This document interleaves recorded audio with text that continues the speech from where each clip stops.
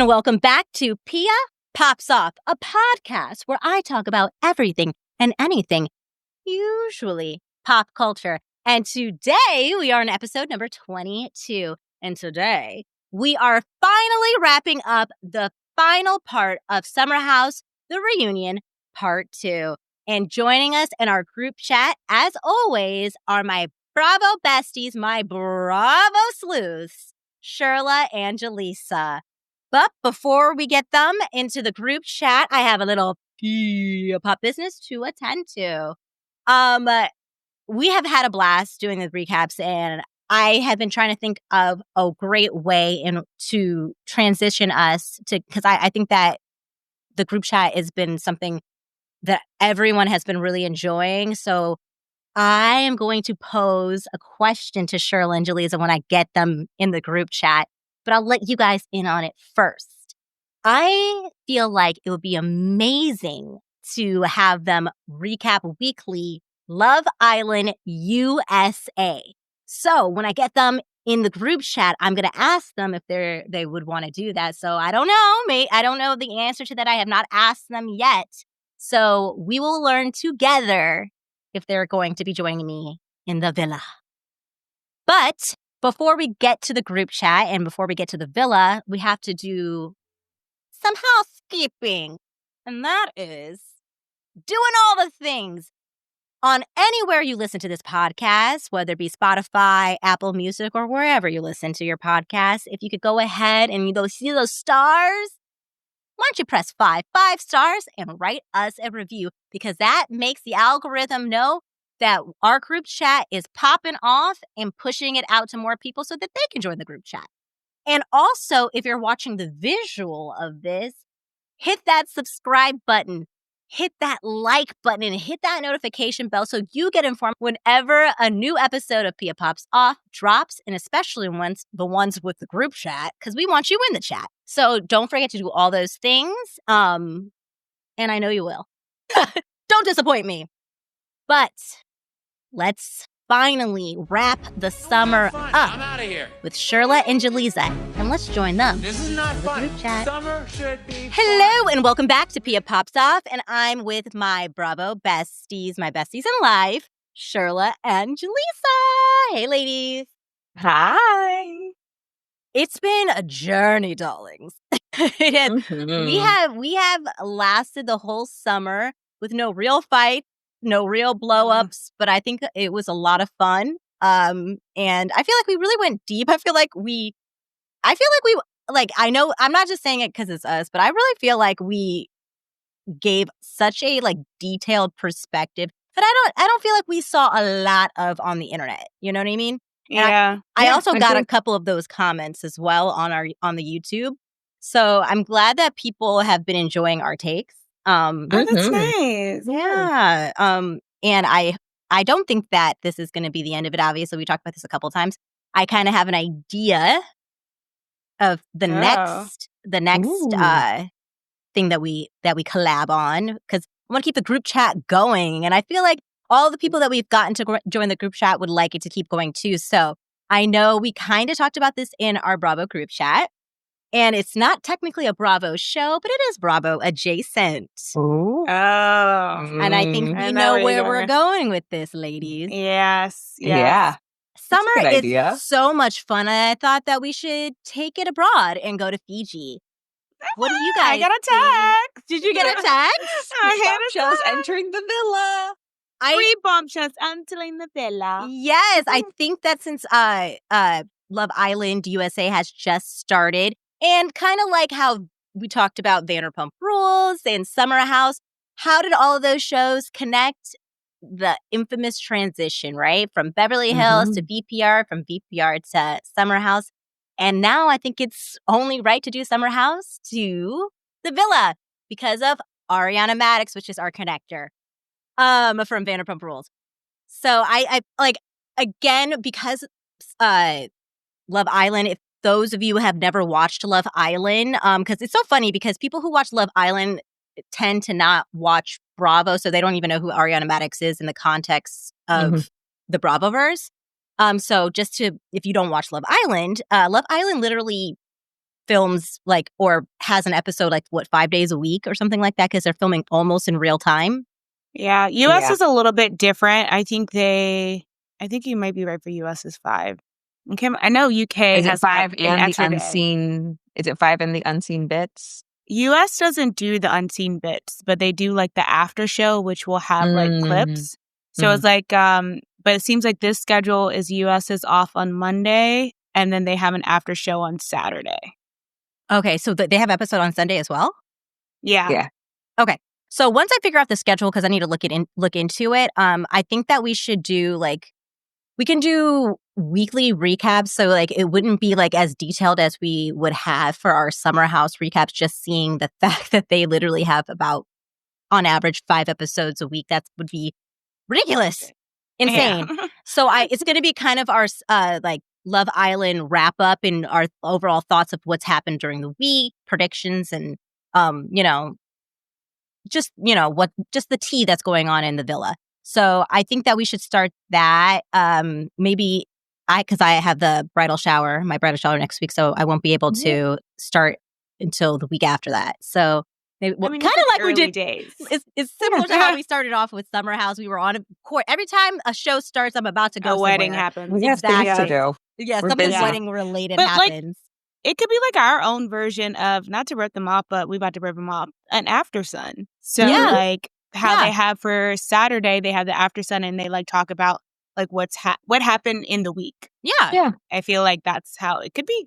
Yeah. And a I lot love of it's that. not that deep, especially in the beginning. It's all, so I think we could kind of cruise through those first few episodes. So it sounds like my 2 bombshells are ready to enter the group chat villa. Absolutely. So you can look forward to that in the next 2 weeks. And before we get to the villa, get to Fiji, we have to finish off Summer House Recap Reunion Part 2. So let's just jump right into it, ladies. Please. Okay. So we open up in Part 2's reunion, the final part, on where we left off, which is Sierra and Lexi not hearing each other. I would say Sierra really not hearing Lexi, and Lexi trying so hard to penetrate into really trying hard to get Sierra to understand that although that she can understand maybe Sierra took it that it was an attack on both her and Jesse, the attack was absolutely aimed at only Jesse. Gabby was really nice and clutch and came in and with the assist for Lexi and said, so you're saying what ended up happening was Sierra just was unfortunately collateral damage within that. Which, again, blame Jesse for that. I think that this is all stems from Jesse. So Gabby was clutch. She came in with the assist and she was saying, yes, Sierra, did you get dragged into it? Yes. But it was just mere collateral damage. And ultimately, we still need to be upset with Jesse because if it wasn't for Jesse and his actions and his continuous actions during the summer and after, even in this very reunion, Sierra wouldn't be in it at all. So, I think that Sierra needs, I felt like Sierra was kind of I don't think she agreed, but I feel like she was just let me just, this is almost over. And she was starting to just agree to disagree. She didn't say that, but agree to disagree was kind of her energy. I don't know how you guys felt about it. Yeah, she just wanted it to be done. And she just felt so defensive, so on guard that it really didn't matter what Lexi said. She wasn't hearing it. I don't know if the press stuff just felt too similar to the West of it all. But and I felt bad for Lexi because you could tell she just wanted Sierra to hear her and understand her. And Sierra was I think she just had that wall up. She just wasn't, she wasn't trying to receive it in the moment. Yeah, it's so unfortunate because I absolutely, to your, and that's such a great point, Jaleeza. To your point, if it was me, and I'm trying to, I know we've been very critical of Sierra, and it's, again, it really is stemming for love because it's I guess what I feel at least I'll speak for myself, I'm just so frustrated with Sierra because it's like when I watch a scripted TV show or a movie or a fucking soap opera, it's miscommunication is always the thing that drives me nuts. And that's what I feel is happening here. It's if with one conversation, with people both being open and not like immediately defensive, everything could be squashed. And I feel like that applies here.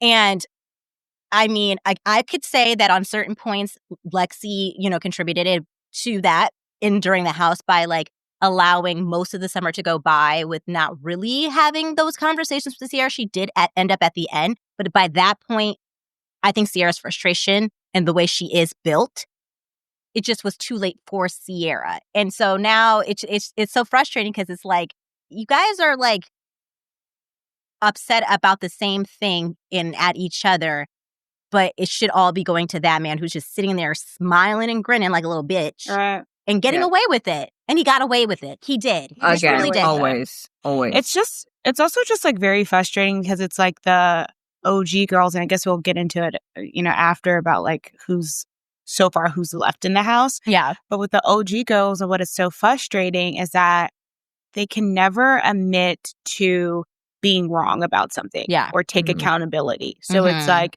if someone tells them like, hey, you did this to me and it like hurt my feeling, it's just like, well, you didn't speak to us. Or how would I know? You should have just texted me. Or like, it's not the same situation. Like, it's just like, instead of acknowledging, okay, I could have been better. Like, I think the reason why like people keep being like, you don't know Lexi, or like, why do you like Lexi more than you like Sierra? It's not about that. It's really about seeing someone who seemingly, we don't know any of them. Right. Whether we've seen them for years or not, we know them from an edited show. Yeah. But seeing someone is refreshing, is seeing them in real time be like, think about it, be like, you know what? You may have a point. And not just immediately trying to like not hear the other side, take it in and just like dismiss it and just only think what they think. And to me, I'm like, that's somebody that I feel like I can give a little grace and I can see their side better, because I'm like, they are willing to take accountability and just learn from things. Yeah. And I feel like she learned a lot. I think she did too. I will say, now that we're done, we're wrapped up with that, with everything we've seen on the show, with everything that we've seen in social media and all of the fan feedback, good and bad, specifically towards Lexi, I will say the one thing that I don't think that Lexi still has grasped, and I get it because it feels unfair, but I think that if you're going to be on reality TV, you have to accept that no matter what, like, you could be completely right in a situation, but if the perception is that you're not right, that's just going to be, unfortunately, the truth. And I feel like she said her piece at this point enough. And the feedback that we're receiving is that they're tired of hearing, like, not enough of her taking an accountability for like what she could have done differently.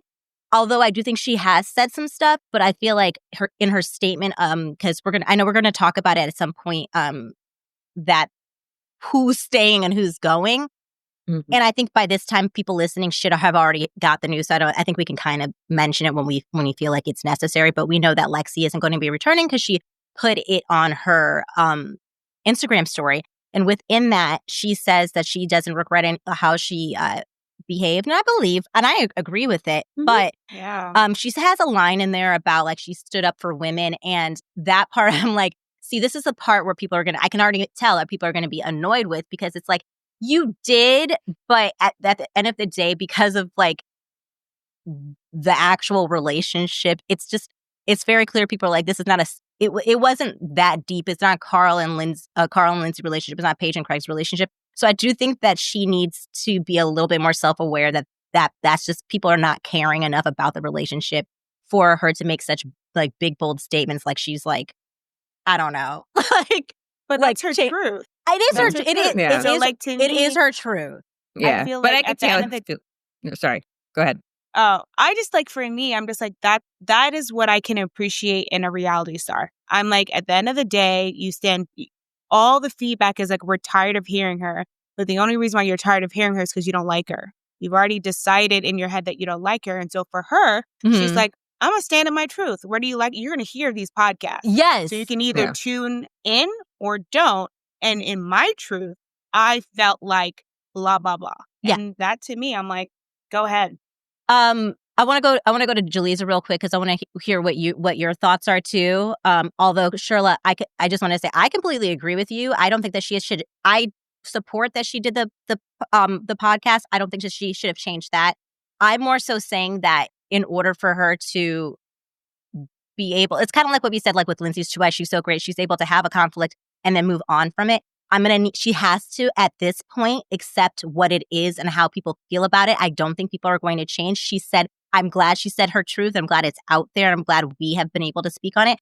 But at this point, she's going to have to like let it go. It is what it is. And but why that does is she have to let it go when nobody in the house can let anything else go besides Lindsay? No, I understand because that's the problem. That's why some of these shows to me are too They all stale. need to let it go. They all need to let it go. Yeah, like that is the agree. number one thing that needs to happen. But yeah, just about Lexi's post, I was going to say, like, I can see how people think it's heavy-handed to be like, I stood up for women. And not that she didn't, but like, I think even had she just said, like, I stood up for myself in that situation, you know? So like those kinds of things. But at the same time, there is a lot that we didn't see. Yeah. And I can't imagine what it's like navigating, like, these are all the things I experienced versus these are the parts of it people saw and like reconciling that in your mind. But I do agree to your point, Pia, like, you're not going to change everyone's mind. And it does feel that that's kind of what she would like, is for everybody to see her side in it. Yeah. And which it's I never going to understand. happen. I understand. It's never going to happen, unfortunately. On a human level, I totally get it. Right? No one likes to be misunderstood. Yeah, we all do that in the real world. Like, yes.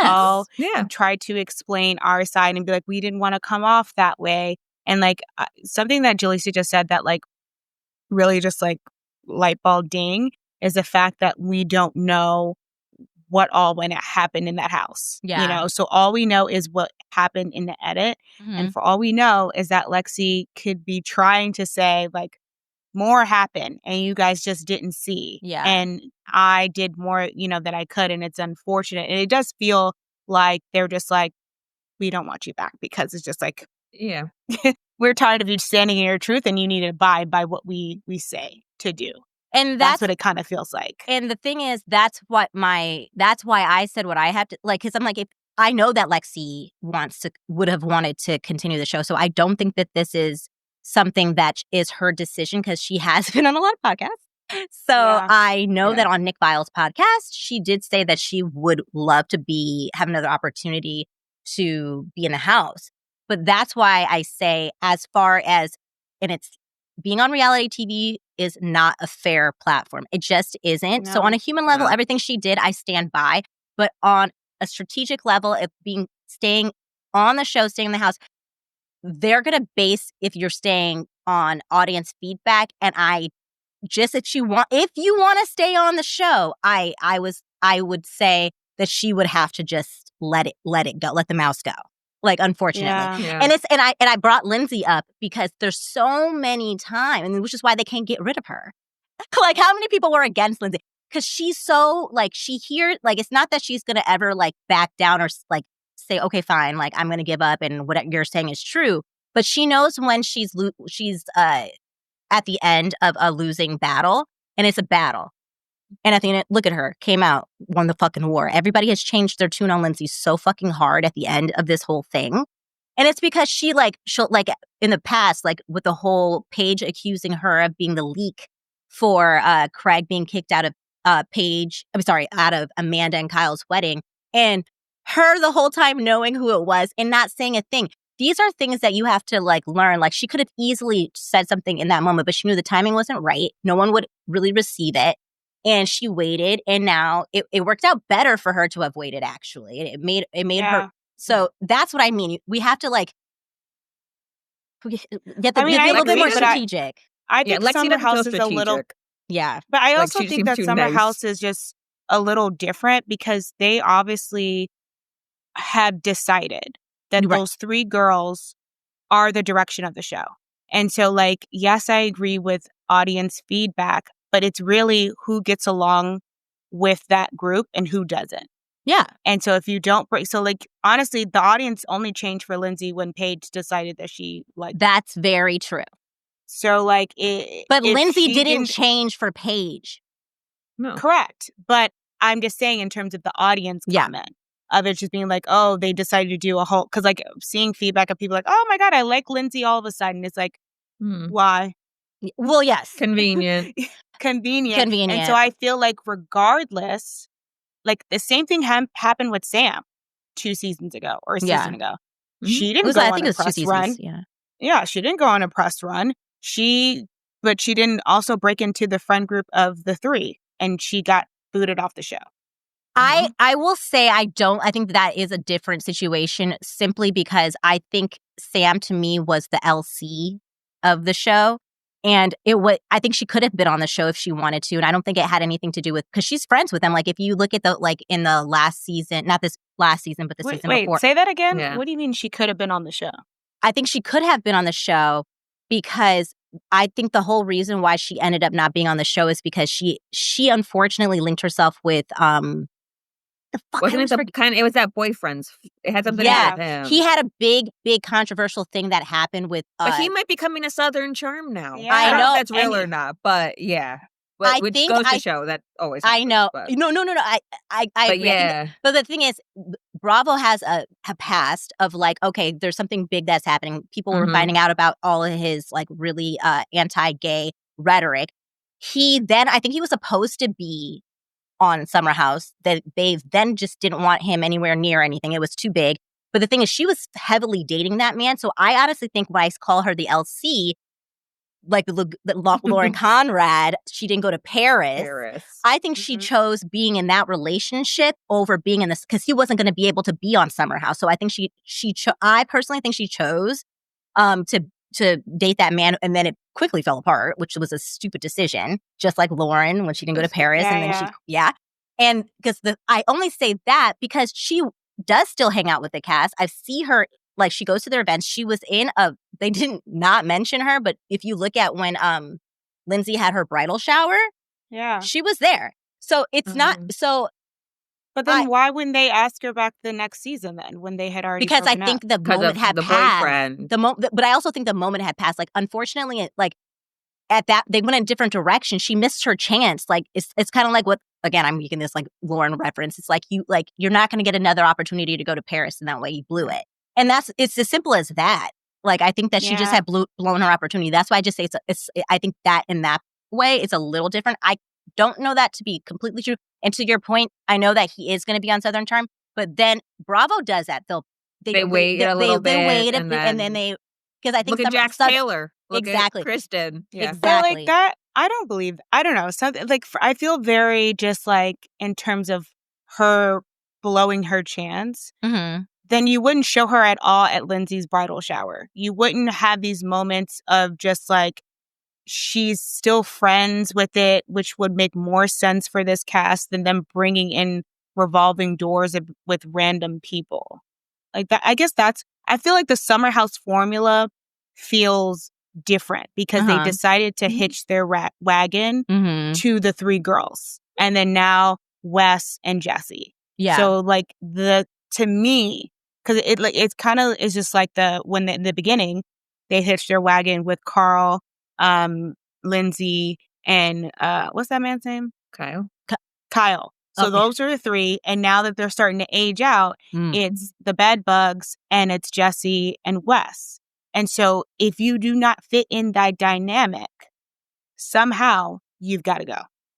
That is what I'm seeing right now. But what's interesting is, and I would agree with that. I do agree with that somewhat. It's just what's so interesting to me that why I think it's beyond just the bedbugs, and it is a lot of like what the audience is perceiving. And could the bedbugs have helped Lexi out by taking her in? Absolutely. So that's where I'm like, I definitely agree with you. But we now again like bringing up the other people that we found out are not going to be on the show. Carl's not going to be on the show. Paige, no, that's a lie. It turns out Carl wanted it posted online that was fraudulent. The other ones are correct. But didn't he post it? No, according to him, I saw a retraction on the Carl. Oh, okay, because I thought it came from his Instagram. Okay, and I heard that he deleted it.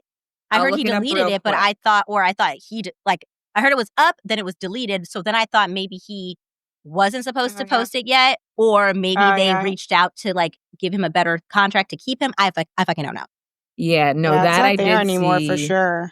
And I can't remember who posted it on Instagram, but it's one Maybe of it the was like Bravo Bravo. accounts. Okay. Yeah. Because it seemed like it was a statement that was coming from him. Yeah, I had saw that, but then I saw Well, something. with AI these That's days. true. So you never know Yeah. which if it didn't come from his actual platform. So I thought it was posted from his platform. If it wasn't posted from his platform, then I don't believe it. Ever. I don't believe anything if it's not coming directly from the source.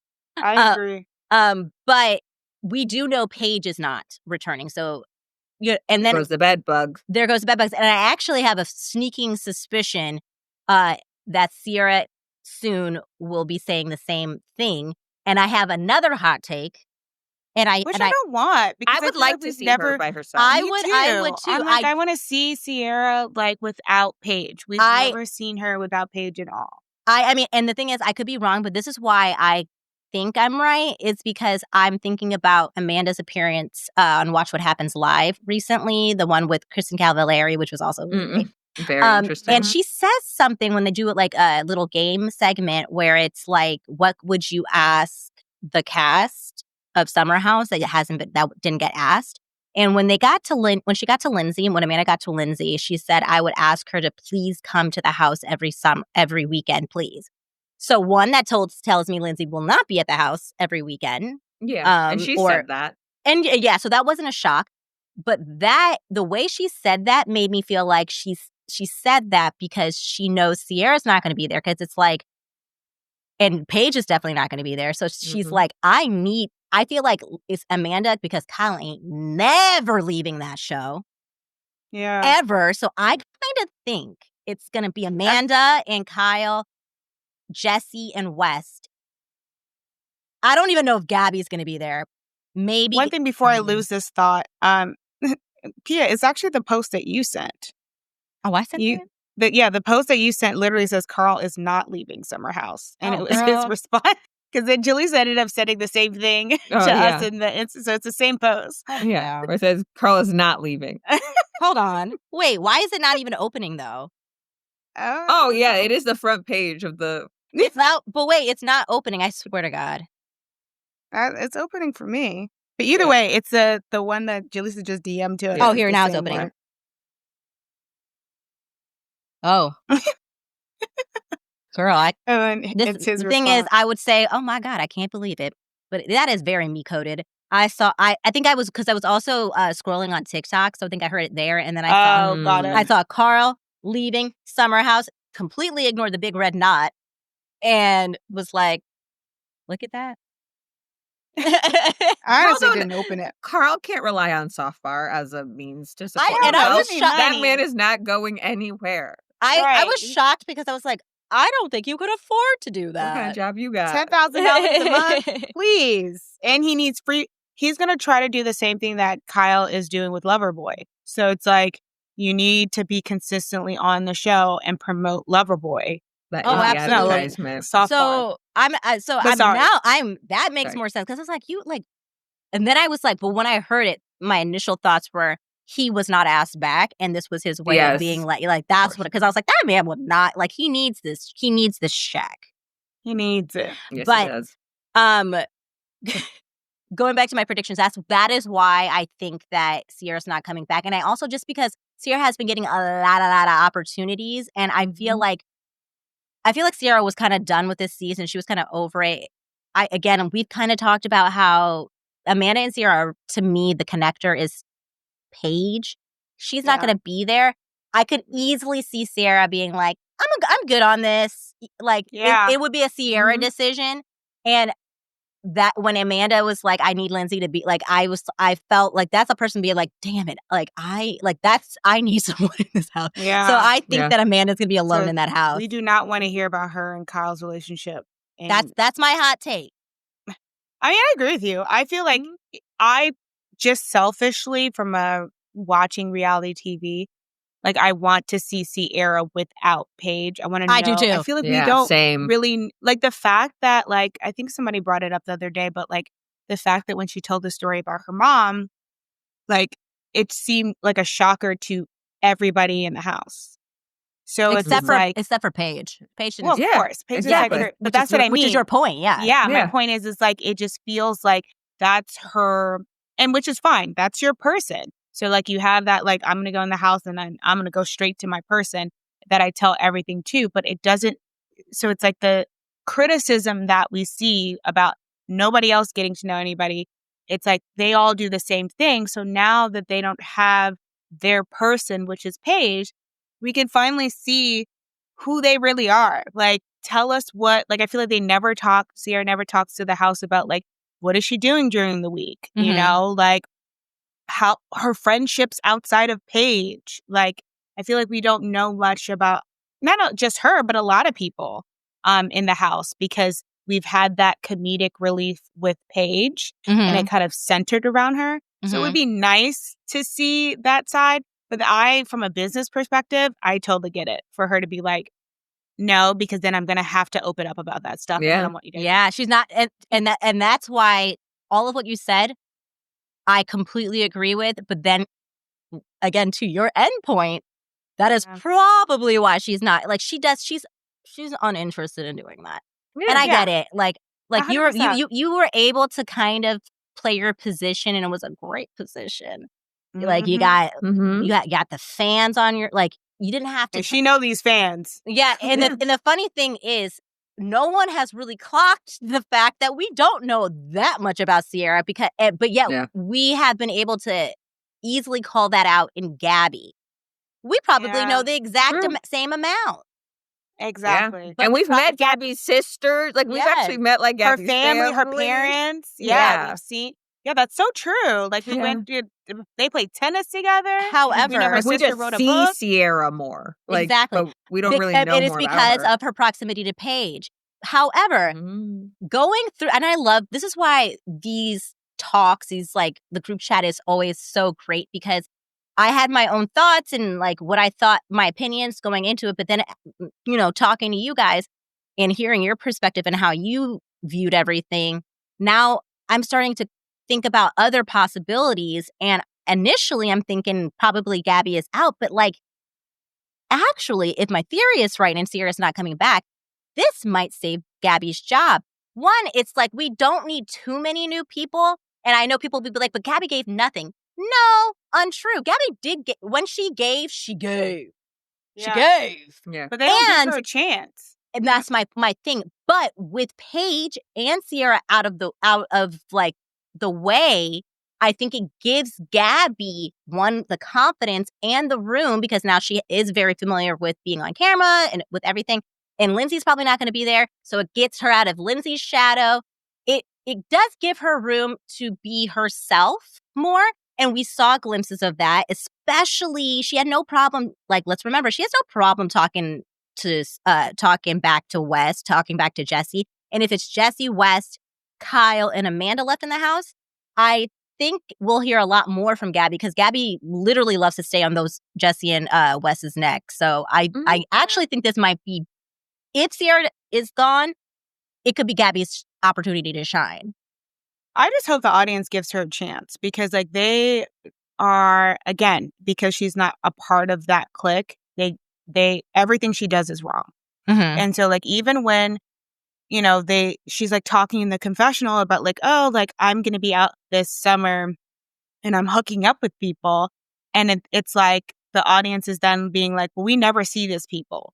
But then with Emerald, we do see these people and you guys get mad. So it's just like, it's very, like, I like my fear again, it's like without the approval of the core, it's just going to be hard. Like, I'm so nervous for her. Like, I personally love Gabby and I want to see more of her. I just get very nervous. And rightfully so, like, honestly, but from a business standpoint, and I'm not saying I don't believe she is one, but everybody needs a villain. And if our girl Lindsay is not there, it seems as if our new villain would be Gabby, especially when we get into later in the recap of part 2. And my initials, again, I'm kind of changing as I'm going, like completely just having this conversation with you. Because initially I was going to say when we got to that part about Andy, I was really annoyed. Andy calling out Gabby about talking shit with Lindsay about Carl. So that's what I mean. Because they didn't even bring up Emerald and how Paige and them were so rude to him. I completely agree. Obviously, production knew something about Paige already. Because I'm like, but I believe that they would always protect him. So that's just a tiny bit of it. But I'm now wondering, because I'm like, it was such an unnecessary thing to bring up amongst other things that we could have brought up. Are they trying to subliminally make Gabby into the villain? Which and also give I don't want that, but the thing is, we do need a villain, and if you play it right, it needs to be Amanda. Yeah. It's not going to be though. But No. that's better than them not asking her back. I think it may be better. No, for her mental health, it would be better than for her to not get asked back. Because the way that Gabby's face looked when they confronted her about Carl, can you imagine an entire audience beating down on you like the way they do Lindsay? Yeah, she doesn't have the stomach for it. No, like she doesn't have that tough skin like Lindsay does. Like Lindsay at this point, like Lindsay be like, I don't care what y'all think of me, and she will go right back at you. But Gabby, also, I have faith though that Gabby can do a bait and switch on them. I feel like we might enter into the house as a villain, but I feel strongly that she can make the audience turn back on her side faster than Lindsay ever has. I have faith. I have faith in her. I have faith. Well, I also wonder, but I agree with you, Shirla. Like I don't want. Well, we will be here to defend her ass. Oh, yeah. Like 10 toes down. Yeah, but with Paige and Sierra, like with Paige and Sierra, Paige not being there, Sierra possibly, with all the people they're getting rid of, I wonder if that does actually create space for Gabby to be something other than the villain. Because then it won't be the bedbugs versus somebody else or somebody outside their circle. So in that case, maybe she won't be the villain and she can just shine. I think that they might use it as a marketing strategy to capitalize to make it a reason for her being there, since everyone's like, why is Gabby there? I feel like it's kind of like with the I'm sorry guys, I'm in a very much MTV mode today. I do not know why, but it's kind of what they did with like Kristen Cavallari. Yeah, in the hills. Which actually I'm telling you, didn't know I was going here. I'm completely going off of this is none of my notes. I know, I agree with you. But but the thing is, Kristen Cavallari, she was like a villain, but she was the most likable villain of them all. So there is a way to be a very, very likable villain. And that's when I say villain, that is what I mean. I mean Kristen Cavallari. Like we love her down. You know what I'm saying? Yeah, and I remember when in a different time. She did, but I remember, but she's still relevant. And she's still doing the same thing. I'm saying she came up in a different time in terms of like there wasn't social media to then literally tweet these people, I will murder you. Yes, but I'm actually, but what I'm referring to is when she ended up taking over the hills from Lauren. And I remember the marketing for it. It was like they literally in big block letters on a soundstage said the bitch is back. And it was like they were leaning in heavily. That's when it was so heavily produced. That is when social media was happening. And what I'm saying is I feel like that they might market it that way. But to both of your points, especially to Jaleeza's point, I think because the bedbugs are not there, it's just a way to get us to watch and understand and be like, and think that that's the route that is going to go. But I don't think that that's actually how the season will pan out. Like, I feel like it's, you know what I mean? So, I don't know. I just think that in whatever way that this could be a very big moment for Gabby. But I'm here no matter what to support her down because I think that she is amazing. I think she has potential and I don't think she's a villain. I think that we just need the bedbugs out of the way so we can see her really shine to her full potential. I mean, I appreciate you guys' optimism.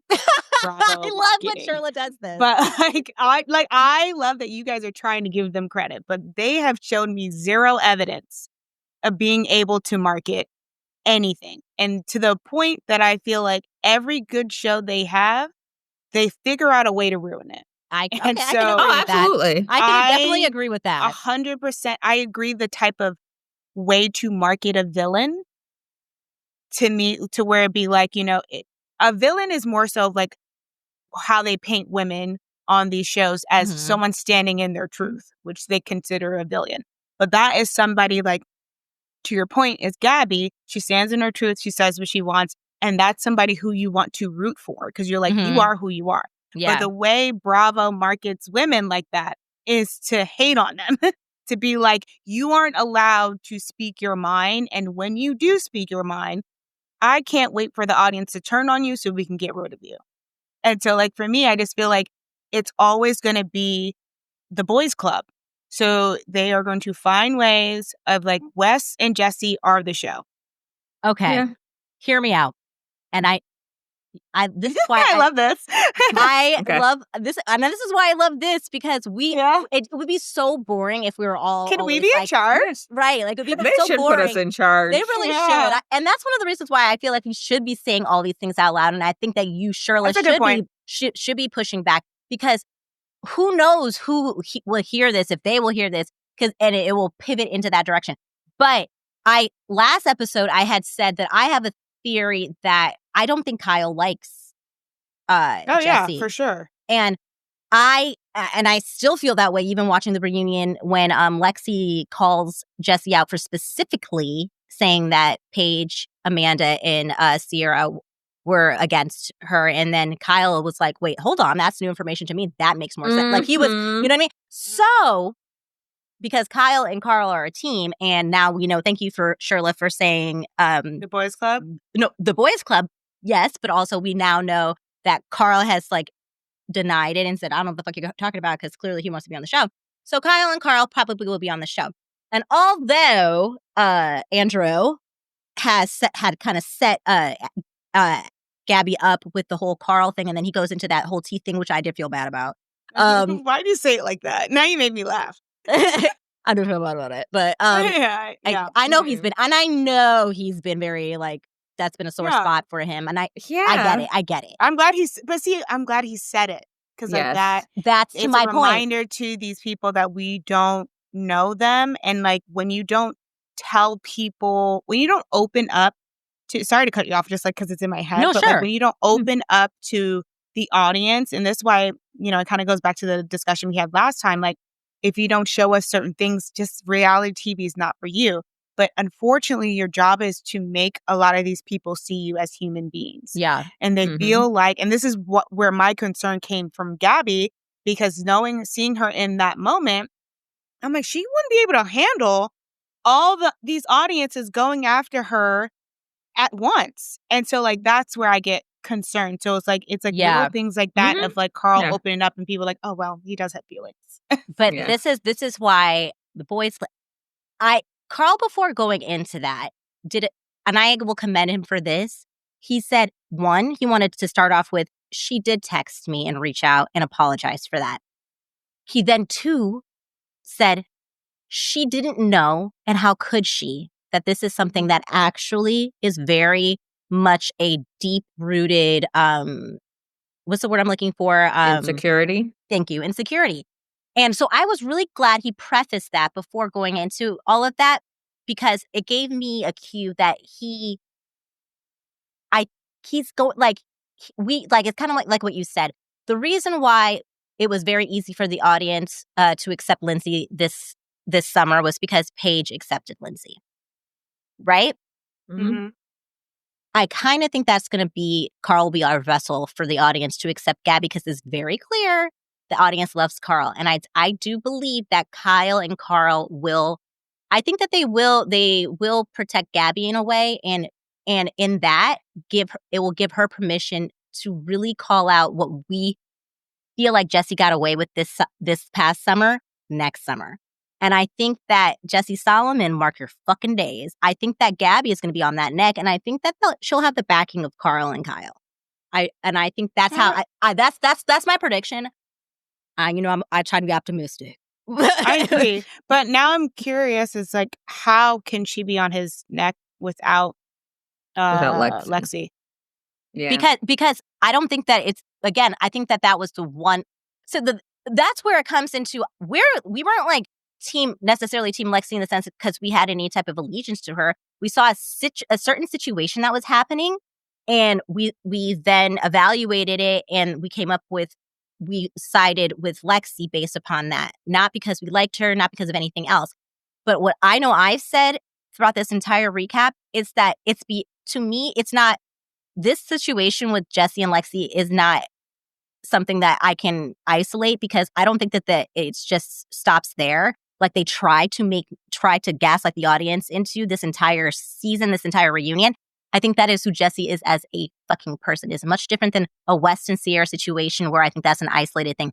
I think Jesse is like that. I think he's shown that through his social media campaign, the way he tried to mislead us in his podcast episode with Tinks and create some false narrative that Tinks and Lexi were beefing, and he did it all season with Lexi and Sierra. I think that that's who he is to his core. And I think agree. that there will be other instances that will inevitably happen next summer. And Gabby is always lurking and watching, and she will call it out. I hope so, because she tried calling it out, and they literally was They like, shut her down. "Why is she talking?" Well, Yeah. Kyle, but then again, Kyle. No, I'm talking about the audience. I'm Oh, talking right, the right, audience. right. And that's so, why, like, even yeah. because like even it's just like it just my whole thing is always just the audience. Yes. So like it's very big on like unless Jesse has another relationship in the house, it's going to be very hard for Gabby to call things out, because then you're going to see Wes in his confessional being like, why is she chiming in? And it's just going to be this whole this is going to be a lot. Like, But I feel like the audience see it. was shutting her down because, right, in that conversation, Paige and Amanda and Sierra were shutting her down, right? So again, if they're not there to be that sound, that's the thing. But Amanda's going to be there. But Amanda, think about Amanda isn't going to talk if Paige and Sierra are not there. But that part. Think about Winter House. But this is what I said, the confessionals. I like, Amanda may not say it in the moment, but their confessionals, I'm not against you guys. Like, I personally am like, but I want to see it. Yeah. It's just hard for me to envision the audience taking a big turn, especially with Gabby they've already known, and knowing that those girls have yet to accept her. Yeah, and then to the fact that like she is a woman of color. And so it's very hard for people that look like us to get accepted quickly unless there is like fan favorite that accepts them. And that's where my Carl, like, I do believe, but that's what I agree with you. If Carl, I don't believe Carl can do it. You don't think so? We'll see. I don't know. I want that. I just don't see Carl. I see him only defend. Carl has zero backbone. I feel like he didn't even defend Lindsay. Exactly. They were together. When his whole wife was being called the B word by another friend, and he couldn't speak up in the moment.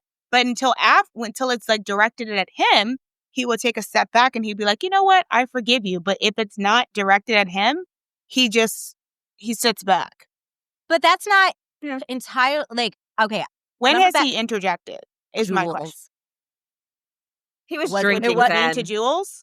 Oh, he was really mean to Jules. But no, I'm saying as being on their side. When has he interjected in a fight that it was going against somebody else and he jumped in to be like, all right, guys, enough of this? Jules. And that's the thing is, I'm not saying he wasn't on the right side of it, but my point being is he's capable. That's because the whole house was against Jules. And my whole thing is, if Kyle has taken the stance that he does not like Jesse, this is all, my whole thing depends on a lot of variables. I am saying shoot for the stars, girl. Shoot for the stars. Let me tell you something. I am saying that my plan is shaky. And that's very shaky. It's shakier than soft bar launch. Yes, like I wouldn't invest in my plan. Like if you were taking bets, I wouldn't bet on mine because mine, the stars absolutely have to be aligned. For it to work. And I so to your point, yours is more plausible than mine. But I'm telling you, in a world, if all of what I said lines up, it could happen. It would be great. Your plan will actually make for great TV. That's what I'm Bravo I'm plan to do TV. Right, Bravo plan is to not make your plan. I know that is true. Because How do it's we like, squash this? Right, 'cause That would if be they- Vanderpump Rules last season. and also too, like these are the same producers that keep pushing Lala and Sheena and Brock on us. correct. And Correct. after we said the moment we see them, they are going to ruin the Valley. And now season 2 of the Valley is such a hard watch. Yeah, they just hear, Because of- oh, we want more of that. Yeah. It's like the Yes, complete and opposite. so like, and then Yeah. now they're talking about Schwartz and what's his face might be coming on season 3 too. So it's like they don't. I love your optimism, but I do not trust Bravo's producer. I don't trust them either. And even in the editing, like even if there a moment that Kyle and Carl accept Gabby in any fight, they're gonna cut it out. I agree. The thing is, I don't trust them either. However, I just had to say it.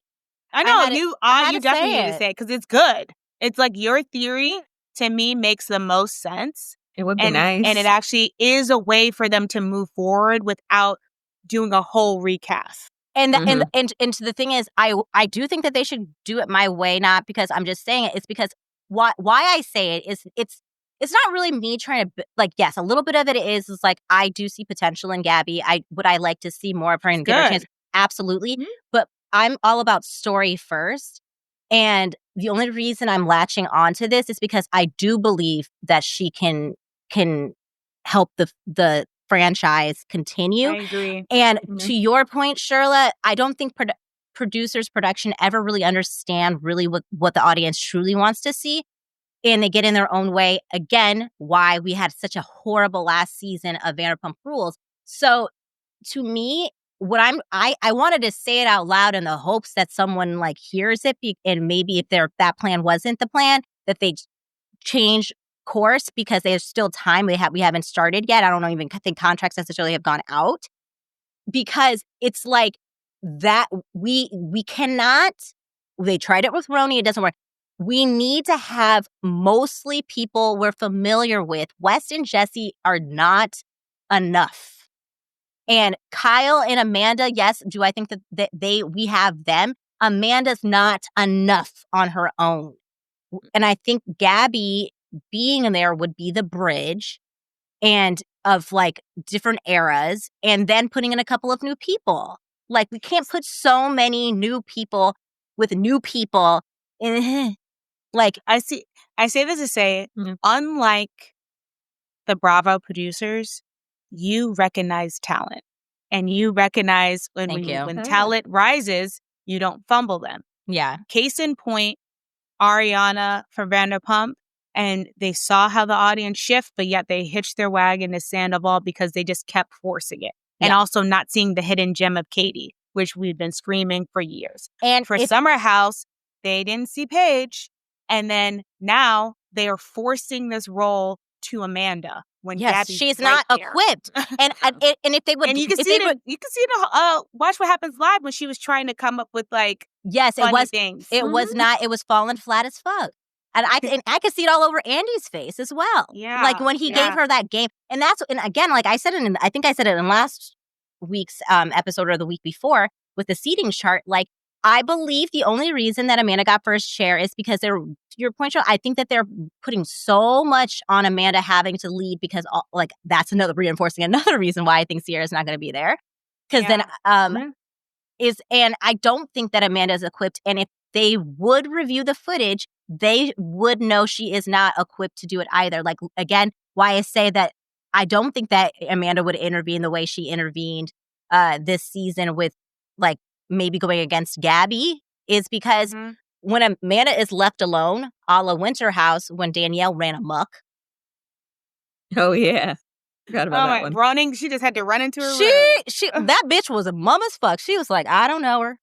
And she didn't do anything. She was barely, like, you would have forgotten she was there. She didn't do one way or the other. So it wasn't like she went against Danielle, but she didn't help Danielle. She was just there. And I think that's exactly what she's going to do next summer. She's just going to be there. She's not going to, I don't think she's going to go against Gabby. I don't think that she's going to stand up for Gabby. She will just simply be there. Yeah. But they are hitching their wagon to her, unfortunately. Mm-hmm. That is their next page, is what they see. I don't know why. I don't either. But they are just, I think because of, like, they see small comments about like how much people love her style, her casual style. And then also too, they see just how like for Kyle, they're like, oh my God, Kyle mistreats you and she's finally standing up for herself. So like they feel she is a character that you would want to root for. But yeah, but like she can't carry a show. Yeah, she's not the main character. She's not the main character, and she's also just not consistent and too male-centered. Like, it's just like, it's not. The thing is, that's hard. And it's not to say that I don't think she should be on the show. It's again, to your point, Shirla, like I have a background in acting. Like I'm an actor. I've spent my whole life looking at story, and they're miscasting her. It's as simple as that. Yeah, she's a part of the production. She's a part of the cast. She's just not the lead, and that's okay. Yeah, like and I don't know that she really wants to be. Like deep down, I don't think she wants to be. But they also know that she's not going anywhere because Kyle's not going anywhere. So if they invest in her, they don't have to keep investing in a new person every few years because she can't leave. Yeah, it's unfortunate that they don't know how to do their jobs. They don't. Oh my gosh. Poor, like I do hope and that's where get back to what I was saying about Gabby. Even if when Gabby rises to be the star, they're going to fumble her.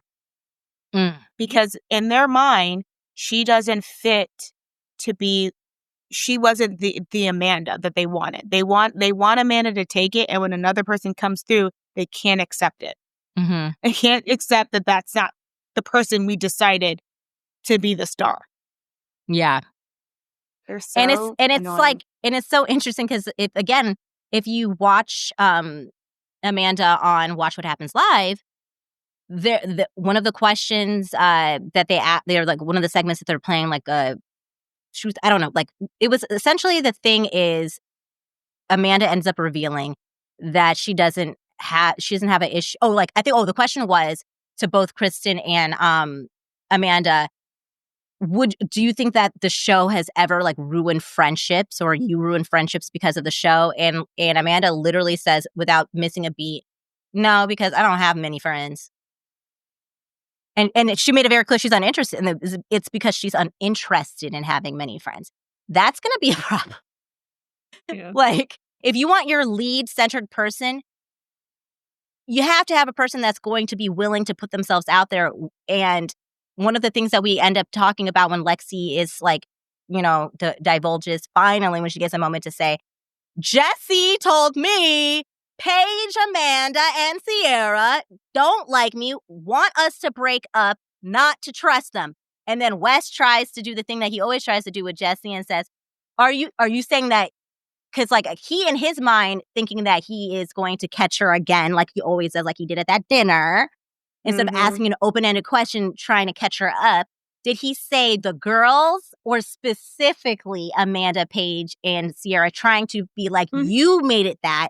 And he was probably just talking about the girls in general, if he said it at all. And she was like, no. He said Sierra, Paige, and Amanda. And then Amanda then, like, once they go do the back and forth and bullshit by Jesse, the same song that Lexi has been trying to sing on all the podcasts. We know the story. We don't need to get into it. Amanda then says, oh, man, now knowing all that. And that's when Kyle also is like, oh, that's new information. Amanda is like, oh, like, I wish you had then just like, I thought I was making myself open. Well, think again, bitch. Think again. You weren't. And I know that to be true because of some of the, like, I'm sure that they've scrubbed it off the internet by now, what you said at the after show that they still won't bring up. You know what I mean? But see, again, and that just like, it's just a reminder that they have decided who they are putting the money behind. Exactly. The fact that the after show went off, the fact that there was a couple of episodes where we only see confessionals of like Amanda was like one where it was just like her confessional. Just her. Only. And it's like mostly all the bedbugs confessional. The fact that they made the reunion set a bed. The fact that Amanda got first chair. The fact that they didn't ask them any questions of why they yelled at Emerald. I know. That was also annoying because I don't even know why they could have edited Emerald out of part 2 like they did the entire season. because Emerald didn't get to talk in part 2. Was barely No. And so I don't there. even know why Andy even acknowledged that he was going to go bye-bye. I think they forgot he was sitting there. Like, Yeah. Because It it's was like like you didn't even like Andy. It was so awkward because after like they do the whole Lexi segment and she gets to say her truth one final fucking time. It's like because he has to eventually move on, and we find out like what we already know because both Jesse and Lexi have been in the press. They don't like Jesse is like balls in her court because that's what he knows is good to say, and Lexi is like, I'm still gonna be me. It's a no from me, dog. And then we finally, end that segment. And then in doing that, Andy's almost is like, oh, April, you've been here the whole time. Yeah. Oh, we were supposed to, before I broke through commercial, I was supposed to say bye-bye to you. And I didn't. And now it's awkward. Because it's like, there was nothing else. They decided they weren't going to ask him anything else. And it's like, Andy wasn't even prepped to. And just had to be like, bye. Yeah. That was, Yeah. you couldn't even wait till break just to be Well, I think he was supposed to do it the first break. Jesus. I just forgot. Yeah. He did forget. Because that made no damn sense. They didn't like, and to you, Emerald, like nothing. No. Like at all. No, Like I truly believe after they wrapped the Lexi and Jesse segment, Andy looked around and said, shit. We forgot to tell him he didn't need to come back. I forgot to say goodbye to him. God damn it, did I forget? And it's because they forgot about him this entire season purposely. Yeah, because there's nothing to ask him because all they focused on was the orgy stuff. So they asked him the 2 questions about that, had him validate the toe thing, and then it's like, okay, bye-bye, because they spent 0 time this season showing us anything else about him. So, like, if any question they asked in the reunion would have been our first time finding out. And then to your point, Shirla, they have their favorites. And asking Emerald anything other than what happened with the orgy stuff would have put Paige and Sierra into a predicament, into a bad light. And it's very clear that they are protecting them and they just wanted to avoid the conversation altogether. Yep. And it's unfortunate because unfortunate. actually was really hoping that they brought it up so Paige and Sierra could apologize to him about it because it was not nice what they did. Yeah. No, and even just like you can tell how much they were trying to protect because even when the whole, thing came out about Craig actually getting kicked out, the next question should have went to Lindsay and being like, what are your thoughts on now that this is like has been confirmed? And then also the question that they asked to Amanda, Watch What Happened Now live, which ended up being a guest question, should have been asked to Amanda at the reunion. How are you, what if this was you? Actually, it was you, season 1, when Kyle was bringing you back home. And when he was flirting with other girls, you were upset. So how is this like different than Lexi being upset? And her response was, Kyle was actually kissing people. Yeah. So it's like all this stuff you guys did not need to ask them. Yeah. It's like it was clear that it was like, Lexi, you're in seat number 4. We don't care about your storyline. Although was the entire Yeah. season. If you take Lexi, I don't care, hater, lover, whatever. If you take Lexi out of the equation, there was nothing else that happened. No. You would have had a little bit of Paige is drama with Craig, but Craig was not there after the stupid shipwreck party. No, yeah, that's true. He didn't come back. What else would you like? We would have had nothing else. That's true. Yeah. Okay, so that was ridiculous. So Andy finally says bye to Emerald when he remembers, and then they take another break. And during that break, one more time, Lexi apologizes to Sierra and tries to take the moment to be like, I truly didn't mean for that to be an attack on you. Again, that was what my perception of the situation was based upon my things that happened off camera. And I get it. I hear you. I'm sorry. Sierra accepts it. I feel like, again, it's giving agree to disagree energy. Yeah. I Next, and slash, don't ever try it again. I won't see you after this. If you have the opportunity, that is. But she doesn't. True. I think in her mind was just like, you're not coming back. Yeah, she's like, it's done. I Kyled you, like, just like Kyle did Hannah. I'm kidding. Allegedly. Check your Q score. Yeah. Allegedly. Allegedly. But yeah, so, and then Gabby tries her best to, she gets like, that whole, like, she puts her hand on her, like, arm, like, with that firming, like, I feel you, I understand you, don't cry, don't let these people see you cry, baby girl. That's what they want. I love that that's how you guys perceive it, and like that's how I perceive it. But I feel like, and this could be me being a skeptic and just in Bravo, that they already know the narrative of Gabby being people's sidekicks. Like at first they kept being like, she's only speaks for Lindsay and she's her sidekick.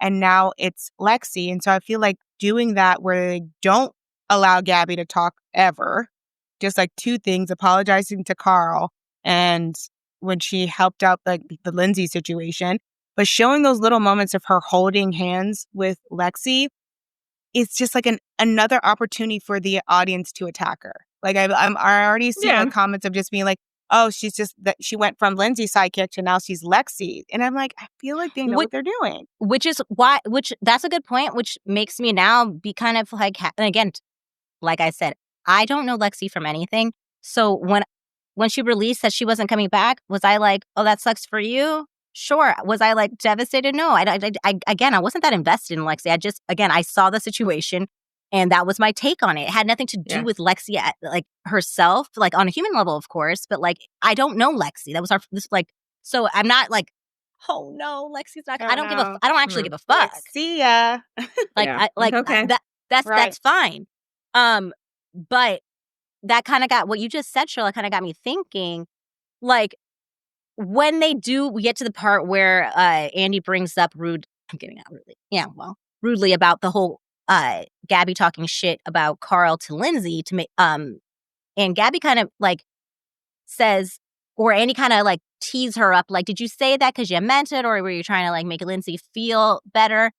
And what I did like, and I don't think anybody else is going to see it this way, I saw it this way, and I like, if Gabby was a mere just sidekick, which is what I actually kind of think Danielle truly was until she got a little taste of something and we realized she should have stayed in that lane. She never, I never saw the potential in her. Danielle saw her as a main character when she wasn't. She doesn't have, she had a moment, but that was a fluke.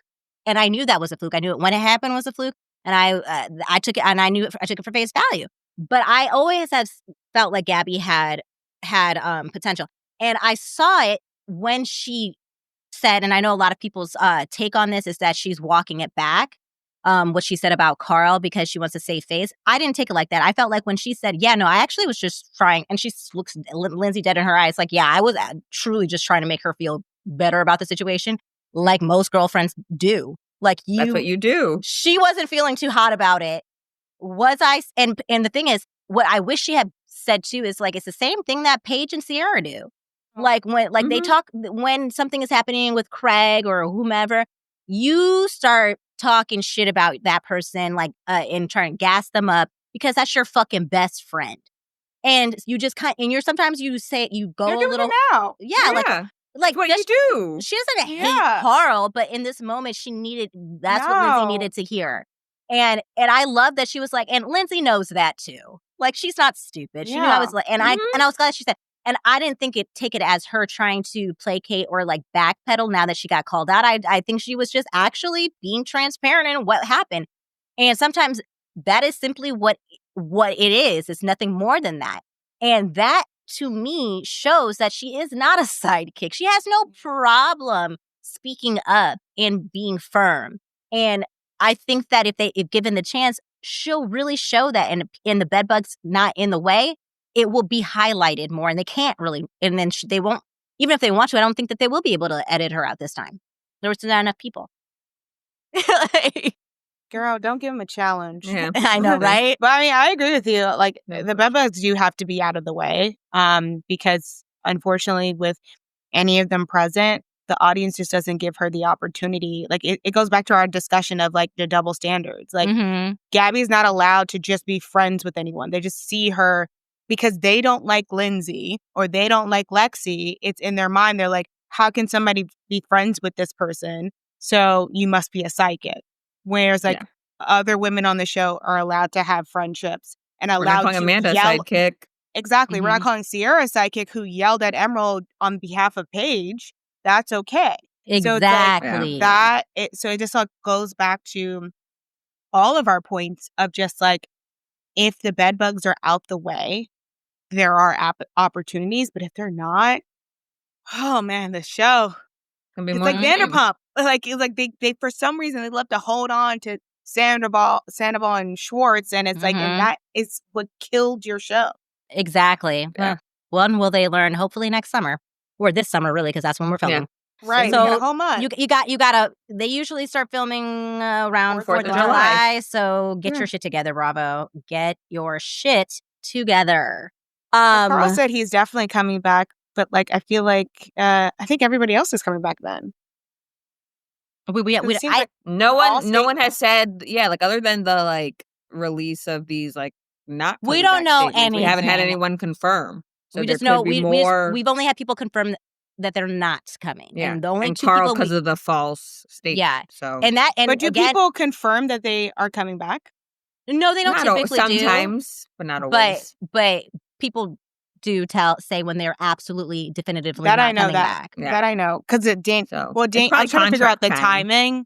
Yeah, like I wonder when Danielle announced last year, like if there's like a deadline to announce. I think when contracts go out, like then they're kind of like forced to have to say something at that point.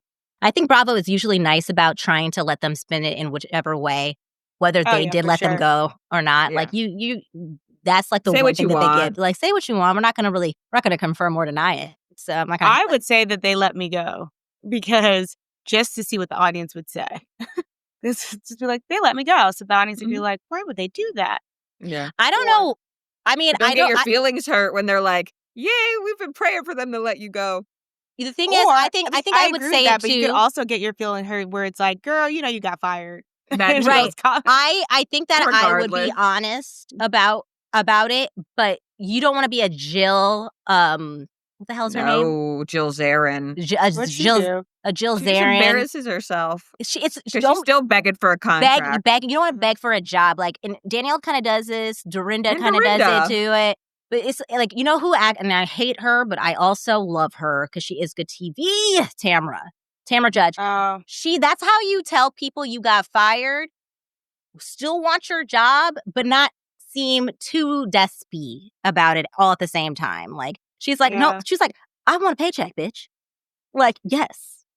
Yeah. And then she goes off and gets a podcast, shows that she can still do stuff and got her goddamn job back. And that's exactly how you fucking do it, Jill. Take notes. Dorinda thought that was her moment when she was on Traitors, but then got voted off because she runs her mouth. Oh, she was so mad. Yeah, and what she did to Lindsay, she deserved to get voted off. Karma was a bitch, just like Dorinda. Ooh, maybe Lindsay will be on the new Traitors. Maybe, finally, now that she's not pregnant, that would be nice. That would be nice. And nice. Speaking of Lindsay, when we get back from commercial break, it is her turn. She's up. And we have our Lindsay segment where we learn pretty much right off the bat that she's not with Turner, which I appreciate. Like, let's not draw this out. Let's start it. Let's start it off. Let's go. And I know there was a lot of rumors. So, but what I was surprised about, and I think the cast was surprised about, because none of the cast seemed to know that she was broken up with Turner. I think that they all had suspicions, just like they had suspicions about her being pregnant. But like Lindsay, I think the only person that knew, just like her pregnancy, was Gabby. And I love, though, that when she explained it, it wasn't like a loss. It wasn't a defeat. It wasn't that she failed.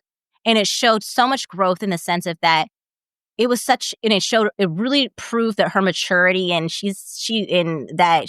was destined to be a mother, because she was putting her baby first and not her wanting to be in a relationship first, which I'm sure she could have kept going with Turner if she wanted to.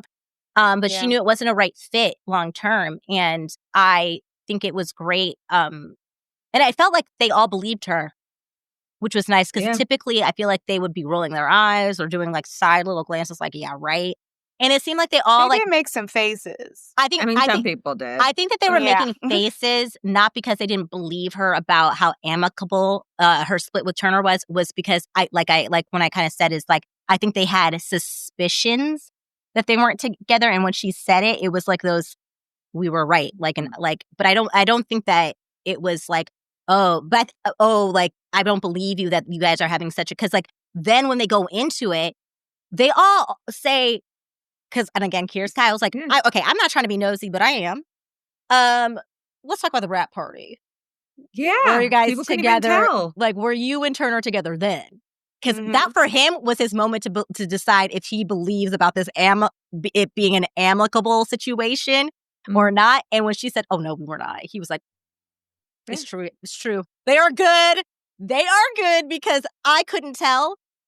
And I feel like that's when the whole cast relaxed. They're like, we could not tell that they were not together during that. Well, and Wes too. Like he spent time with them and didn't know. And it does sound like really healthy. Yeah. You know, and then Gabby, tell. Yeah, and then Gabby backs it up. Like it's like you wouldn't be able to tell. The way that they co-parent is so healthy and it's not nasty. It's not. It's great. I feel like almost Carl was looking like, do I want her back?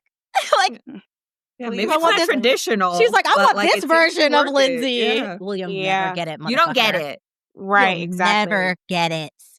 I do like the fact that, like, you know, you said all the points of just, like, old Lindsay would have tried to make it work. Mm-hmm. And this new version of her is like, I got what I wanted, you know? And, like, and they have decided, like, you know, let's put it on pause. Who knows? We could get back together, may not. In the meantime, I just, like, love my life. So yeah, it's good to see. It's good to see her being happy. Yeah. And I think it was like she went through the points very well in like she's public, he's private. And at the end of the day, long term, she doesn't want to compromise. She enjoy like, and I think that it's one of the reasons why she was able to see that quickly is because of her relationship with Carl. She tried very much to And I think that was, and I don't say this to say that you shouldn't try to bend for your partner in some ways, but you cannot completely change who you are for someone in order to be with them. And I think that was a lot of why the viewers really didn't like her with Carl, because like it's one thing to be supportive of his sobriety, but it felt like she was suppressing who she was to fit who he needed, and vice versa too. Honestly, yeah. So I think that she saw that pretty quickly, and instead of going through a whole nother embarrassment, which I feel like she's one of those people that learns from her mistakes, and she's like, never again. She made the mature decision, and before she does lose another person that she holds dear, Carl, a friendship that she holds dear, she cut it off before it could get to that. Yeah. Very smart. Yeah, because she has to think about her daughter. This is a person that will always be like Summer House connects her her life forever. Yeah, like forever. Yeah. Carl, after Summer House, Carl, she doesn't have to see. Yeah, like this man, she will have to be. They will be in each other's lives forever. So, like, it is good that they've cut it off now. They can healthily co-parent instead of being in a relationship till it gets so toxic that like they're in another Lindsay and Carl situation. Yeah, and now we have an innocent child in the mix. Yeah, and I'm going to tell you this: as much as I love it Lindsay, on the Valley, exactly, and it's nasty. And it's sad. Like, it's so sad. And I don't enjoy watching anything like that. And I will tell you this, if Lindsay went down that route, as much as I love Lindsay, I would call her out. Like kids are so innocent, and it's so selfish to me for people to kind of weaponize their children to get back at their ex. Like, I don't like that. And I don't care who you are. So I'm glad that they, at least for now, that is not the case. And I'm actually really happy we don't know Turner, because then we don't even because then when you know or even get introduced to somebody, then everybody wants to hear from them. Yeah. Her not having him on, us not knowing who he is, makes it so much easier for us to accept this version of it, because we don't need to get his side of it. He's not a part of he's never been a part of the story. He's just a footnote. And it's clear that Turner sees what happens with reality TV. Just look at Paige and Craig. Like, the audience because you've shown so much of your relationship or you've shown that you are in a relationship, they demand answers. Yeah. And so, and this is something like, as much as Lindsay's like, I'm super public, but this is something that she could learn, that you don't want to overexpose your daughter to these audiences. They don't deserve, like we've seen it with Beyonce and all her kids, like the way they feel the need to want to know more. But she's able to control what we see. And so it's like, I think I feel like she is learning a little with Turner. Like she doesn't show her daughter's face because there's creepy people out there. A lot of creepy people out there. So like I think a little bit of her is like, oh, okay, I kind of agree with what Turner is saying in some parts, but I'm still can be me, but just like add a little bit of the Turner flavor. So yeah. And I love that there seems to be a bit of a compromise, like to your point. Like, we did get to see the baby when they did a flashback when Andy, starts kind of gearing the conversation with Lindsay towards her relationship now with Carl and how it was to be in the house. And, they obviously they are not there yet to become friends again. And from social media, Lindsay is even further back because she didn't get to watch some of what happened. But one thing that she did get to watch, it is very annoying. But one thing that Lindsay did get an opportunity to see before the reunion was Carl talking to Lil, our magician, our amateur magician, about how she conceived baby Gemma, and Carl making that one of his like Freudian slips is mask slipping. Because everyone likes to make it seem like Carl is some innocent like baby, like he has a little bit of a diabolical side to him that he lets us see every so often, and that was one of them when he unnecessarily told Lil that his ex-girlfriend had a babe or got pregnant conceived her baby in the same bed that he bought. Still would love the receipts on that because I'm not so quite sold that Carl bought that mattress. But Lindsay then is funny and she's like, had a problem with that, Carl, because one, not true, because we didn't even conceive Gemma in a bed. How about that, bitch? And which makes me think, actually, that you bring up that Lindsay, like we found out Lindsay didn't watch the episodes until after. Did they just not see the Sierra and Emerald blow up either? That's why they didn't ask any of those questions? It's possible. Oh, maybe. It could have been based on the timing of when the reunion was filmed because they hadn't gotten all the episodes. No. Which they usually do. I thought like other shows get them. They do. This is, and I actually... That was weird. I can't remember who was asked this. I actually do remember who was asked. It was Jesse. Because he said they got highlights. Yes, that. But I was actually going to say I was listening to Sheena's podcast because I only listen to Sheena's podcast when she's on TV because Sheena actually does give me some tea. So I was listening to Sheena's podcast to get some tea on the Valley, and she was talking about she was recapping a little bit the Summer House reunion, and someone had brought up that they asked her like, is it typical for you guys not to get all of the footage before going to reunion? She said it is not typical. We usually get all of it so we can know what we're talking about. So Sheena herself confirmed that is an unusual thing. So at the end of the day, it's not the cast. I've never blamed the cast for not bringing stuff up because it's like you are. It's asked and answered. If you don't bring it up, why the fuck am I? So I'm not. That's your job. Exactly. Unless I'm trying to bring something up to like clear my name. That's the only time I'm bringing anything up that you're not asking. I'm not gonna throw myself under the bus. If I can get away with it, I'm gonna get away with it. And I completely agree with that. So it was up to Andy and the production to give them the videos and to want to go there. And it was very clear they did that for a reason. So they couldn't bring things up. Exactly. And then it goes back to our original point of how they're trying to show people in certain light. Correct. And that's why they got rid of the after show. That's why they didn't show them full episodes because they definitely re-edit a lot of that stuff.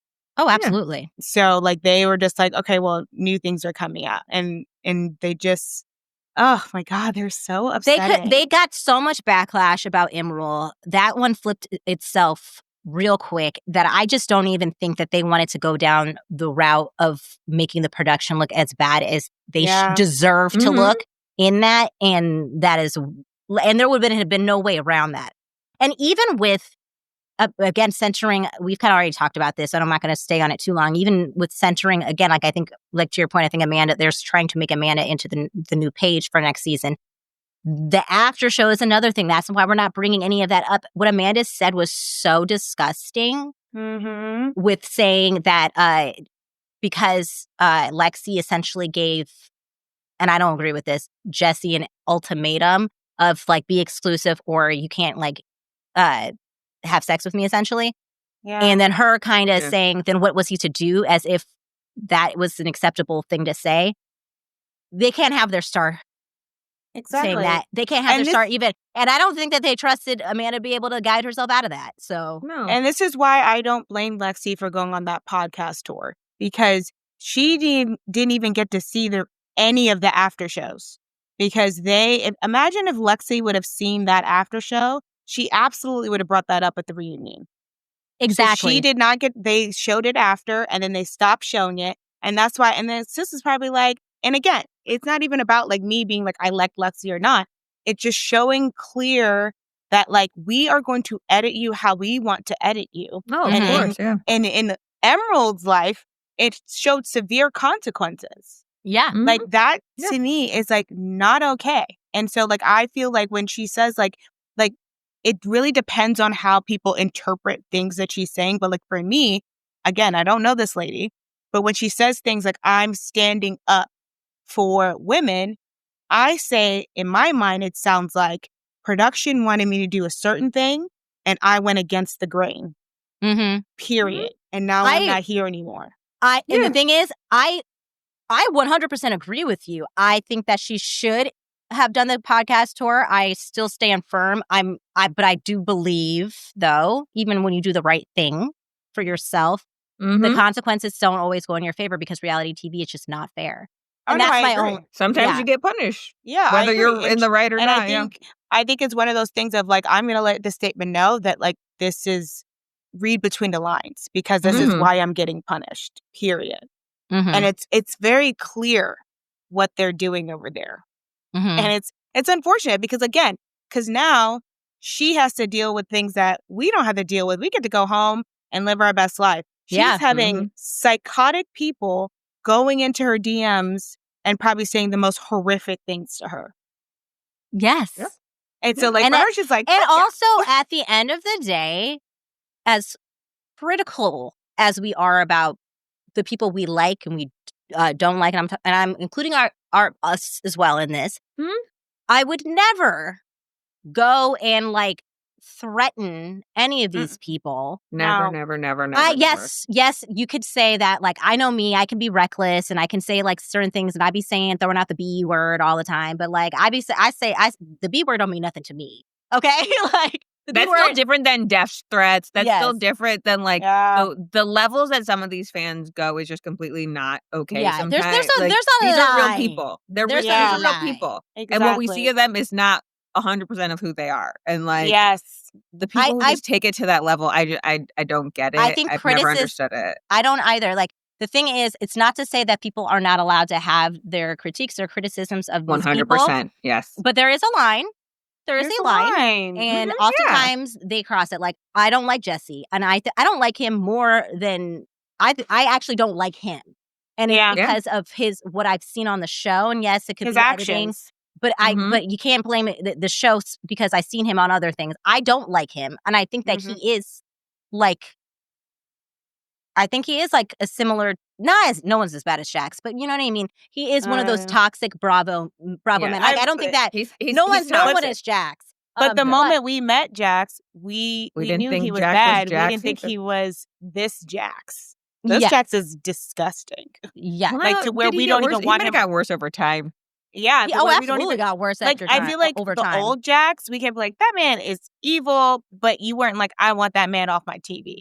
Now it's like, this man is a danger to his wife, his children, and his cast. Like, that is like... Yeah. It's so, that's why I didn't even want to go to compare Jesse to... I actually truly don't see Jesse ever getting to that level. However, I do absolutely think that, like, he has narcissistic tendencies. Again, I can't diagnose anybody, but it just... he feels more of like a Sandoval to me. If anything, if we're going to compare, it's a Sandoval. It's somebody who is cringe, and I don't know like why we accepted it for so long. He was liked. Sandoval was very much liked for a long time until he wasn't. And Jesse is going to have his moment where that is going to happen for him too. But the thing is, unfortunate for Jesse, I think though that moment is going to come much quicker than he thinks, because at the end of the day, he doesn't have the luxury to like that. Tom, the VPR cast, and then all of you, Kyle and all these people, they've been on the show for so long that like we were learning in real time these tendencies. They are the blueprint. So now we see much clearly and much more quickly what's going on. And Jesse, baby, like I agree and I disagree with both Lexi and Sierra, where they say when Jesse's like, you making it seem like I'm so diabolical, like da da da. You are diabolical, and Sierra's not wrong. You're not that smart. But Lexi is right. You are that smart. You're smart enough to do it, but honestly, we are also smarter to see it. Yeah. And so I don't think that he's going to get away with it as long as a Sandoval, a Schwartz, a Jax. So he should really tighten up, bitch. Yeah, I hope so. I'm over him. Child. So we already kind of talked about Carl and Gabby. We don't really need to go into it. But then we go to Amanda and Kyle. Honestly, was bored to tears. It's the same. Bored to tears. I'm sorry. I couldn't have cared less. Nothing ever changes. But I do want to say one thing that, like, what Amanda did point out, which is so true, about men who want children but are not looking at themselves as raising the children. It's like, I am building this life, but like, so you think when I have the child, the responsibility is only going to fall on me, that you get to work at all hours of the night, and then when you're not working, you get to DJ. So like he feels in his mind, it's just like, you're holding me back when, you know, I just want to have a kid. And even Carl being like, I saw him holding a baby. He looks like he's ready. He's holding a baby. It's a like, happy baby, too. Exactly. Not even like a crying baby. He's not changing a diaper. At all. So, like, I was very happy that Amanda said it, like, I'm ready to have a child with a person who's ready to be a father. And which also showed me, I'm like, this girl, I know she talked about having one foot out the door, but it's given she's absolute over this man. A little bit of that. I saw someone's video. I can't remember who it was. I can't remember who it was. Oh, I do remember. It was Morgan, a content creator, mutual of mine on TikTok, Morgan. And she said that I think it was Morgan, whatever. It was somebody I follow on TikTok who does a lot of these recaps. The person said that if Amanda and Kyle weren't on the show, then that is when everything would fall apart. The show keeps them together. Yes. And so I think that I do agree. I think that the only reason Amanda stays is because it is so comfortable. She is so used to it. It is almost at this point a routine. She's getting pushed to the motherfucking edge. Don't get me wrong. But then Amanda's the type of person that I think that she does look at a page and other people in her life that she respects. And she's like, oh, I see she can do it.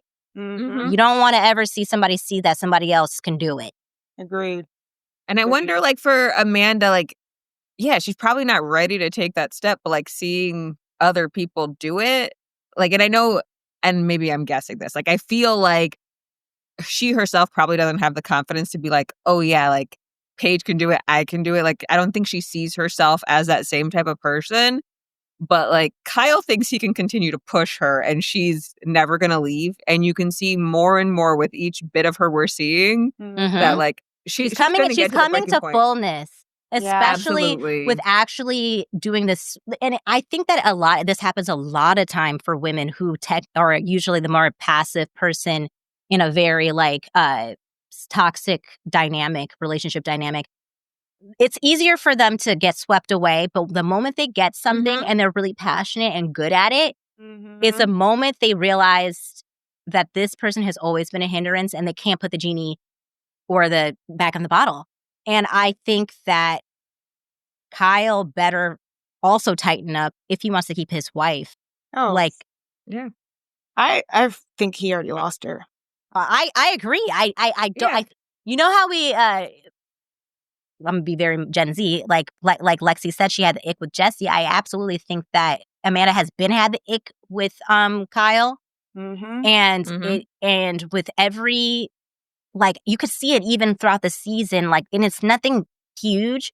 It's just little thing, and it's not that she hasn't said little things to Kyle in the past, but if energy feels different, it feels like, and it almost feels, because usually Kyle will fight this woman, but I noticed she had an authority about her when she would say these things that Kyle would shut the fuck up about. Like, he would be like, when she's at the dinner table and they're having that last dinner that they had, Yeah. and she says essentially, shut the fuck up. And Kyle would never listen to her like that in the No. past. And you could tell because there's a little bit less of caring. Like before, she used to lose her shit, and that's how you could tell she was still in it. Yeah, But, that's the this scariest season, thing for a woman. Yes, it's not when you're fighting. It's when they stop caring, and you could tell she was just so unbothered by his antics. And that is And how that Kyle is a needs that tell. attention. Yeah, And Kyle needs that even attention. earlier in the season, when Kyle did go out and he does his typical falls asleep somewhere in the house. Typically, Amanda blown up his phone looking for this man. She did look for him. Yeah, in the morning. Check Find My Friend. She washed her face. She put on some makeup. I'm kidding. I don't know if she did all that, but she wasn't in a hurry to find that man. No. And she said so herself. She was like, I knew he was somewhere around here. And then typically she'd be so pissed. It would be an argument. But when she finally found him in the sunroom in the kitchen, she was like, she looked at him you pathetic little thing, still doing this at 43. I can't wait to leave you. Rise and shine, dumbass. Mm-hmm. Exactly. And she was so unbothered. And I even feel like Kyle had a look on his face like, great, she's gonna be so mad. Like when he opened his eyes and saw Amanda like over him, like, oh great, this oh god, this is gonna be an argument. And I almost feel like he was so confused and a bit even maybe disappointed because she didn't give a fuck. No. She's like, okay, and started doing what she was planning on doing. I mean, last year was really bad. You'd literally call her an effing bitch. Like that, and I can only and Amanda Daddy looked very scary. So I could only imagine. And he never liked that man. No. Amanda's dad imagine. never liked Kyle. And for good reason. I mean, he Because- wasn't wrong. Can you blame him? No. But you want to know what the difference between, sorry, Carl's mama, the difference between Amanda's dad and Kyle's mom, or in Carl's mom, is like, it's not that he was quiet. It's like he said his thoughts. He said it directly to him, and I feel, but he had to let Amanda make that decision because she's an adult and he cannot save her from Kyle. She has to save herself from Kyle. He definitely spoke up and said his grievances and said his piece, but then he let it go. And he had to learn to accept it and also and support it the best that he could until she realized for herself. Unlike Carl's mom, who was unable to reasonably see what was happening, but then allow Carl to make the decision himself. And that's what I have my problem is with that lady. Okay, I would pay big money to know what Amanda's dad thought about Craig on that day that he got kicked out. I wish they brought that man out. Mr. Petula, come on down. Yeah, with that because footage. he probably thinking so everybody dating terrible men. And then when he found out that they broke up, he probably was like, okay, there's hope for my daughter. Well, that's why that's a fuck why Craig got kicked out, because he wouldn't play. He don't play. And asked to not come back. Do not return. And I love how Paige, even in that moment, still tried to protect Craig in a slightly. I don't even think I think she's so used to doing it, she didn't even hear herself doing it, because when we finally get to the meat of it, and we go back to Paige, how we started this whole reunion, we get a little bit of what you were wanting, Shirla, and she kind of spills the beans about Craig, and specifically about that day at Amanda and Kyle's wedding. And she did kind of a little bit try to soften the blow and be like, well, yeah, he absolutely get asked not to return to the backyard? Yes. And I love that Amanda said, okay, like, I let you have this for so long, Paige. And Let's be now, real. again, all the genies are out of all the bottles and we're not going back in. He was, and this is for my dad. He was asked to leave the property. And I've been wanting to say that this entire time. My dad, like, no. And then Paige was like, and I feel like that got Paige back. It was like, oh, yes. It was like so sorry for that regression. Yes. And he wouldn't apologize. Like, yeah, Paige had to apologize for him. Yeah. Like, how embarrassing. And they had just started dating. That was very early in their relationship. Not Craig kicking tables. What she said but that then I was also like, too, like, are we surprised? no, but I'm like, but also Paige, Anybody could have sold this story. Like, right. Like, but see, and that also was annoying because they actually did bring up the story. Remember? Yes. They did bring up the story, and she was like, then it switched to, I was upset that she sold the story. Yeah. And it's like, as okay, opposed but to being that's like, it not was the a question. lie. Yeah. She did skirt it there for a second. Yeah, because it's like, okay, fair. You guys should not be putting out stories, especially it's, like we protect each other from that. We aren't the ones that leak those stories. But you have to acknowledge some part in being like, you literally yelled at people because you assumed it was them. And then, Lindsay. And exactly. And that person is still here. You yelling at Danielle, nobody cares. Exactly. And the thing is, I love how she, like, again, if you were tuning in for the first time this season and you didn't watch last season or the season before that, you, from the way that, to your point, Shirla, the way that they package that whole thing is like they acknowledge that kind of what Paige was upset about, which was the story being leaked, but they completely glaze over the fact that initially they denied it, really denied it, then blamed Lindsay for it, then found out it was Danielle, still didn't care until Danielle until Danielle got way too much on their nerves. Exactly. Yeah. And because they only focused on this or last year's reunion clip about it, not the original reunion clip about it when like Paige wouldn't even look Lindsay in the eye. And they were calling her a liar. Yeah, that's a good point where you said like when they brought it up the next season, when Lindsay told Paige that it was Danielle, all of a sudden it didn't mean anything. So now they didn't care. Comes full circle. It's like now you care that you sold the story. You had it in your mind that it came from a particular person that you hated. And so that is what made you upset. Like, that is where it's like, it's so, and your hatred and animosity for Lindsay trumped the fact that your boyfriend was belligerent and, in your own words, Paige, an embarrassment. Yeah. And then wasn't Winter House like right after that? Yeah. Where he was also a where mess. He refused to clean and where like you'd see her like having like disassociating on the stairs because he was an embarrassment again. And she was hiding in her room. Like it's just like all these things of like, I need you to, not that it's all like he's dead to you now, that you're just like now being like, okay, finally I'm going to release all the stuff that he's ever done. But yes, but hold a little bit of accountability. Listen, I protected him a lot and I projected on a lot of you. And I'm sorry for that. It's like my same gripe that I have. We were missing that. Yeah. I had the same gripe with Brittany and Jax, where it's like, you need to acknowledge that you protected a lot of his bad behavior. In return, you hurt a lot of people. Yeah. And like, so like, in order for people to give sympathy, you gotta like take some type of accountability here. Yeah. And there's a lot of enabling. Yeah. And not to go and turn this into a Valley recap, but to briefly piggyback off of that point, Shirla, and maybe they will because we haven't seen the reunion yet.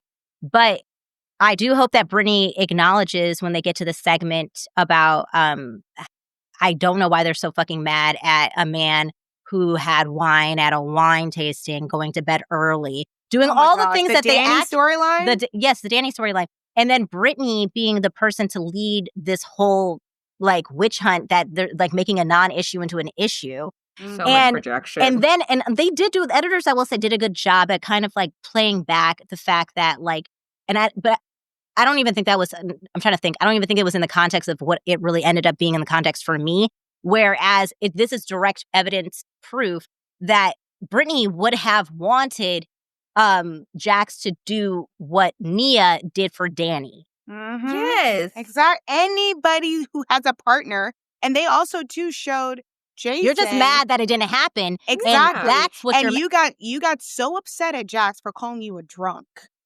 Exactly. Meanwhile, But yet we've seen you for the years put wine and liquor down an ulcer. Like, exactly. it's just like... Yeah. And the thing is, we were on your... And this is, again, it kind of goes back to the why we get frustrated with Sierra. I like Brittany. I like Sierra. But the problem is the same things that happen to you that I've defended, and I still defend because I still think it's right. You then don't do that for other people. Exactly. Yeah. And that's where I'm going to have to call you out. I agree. It's like what's going on.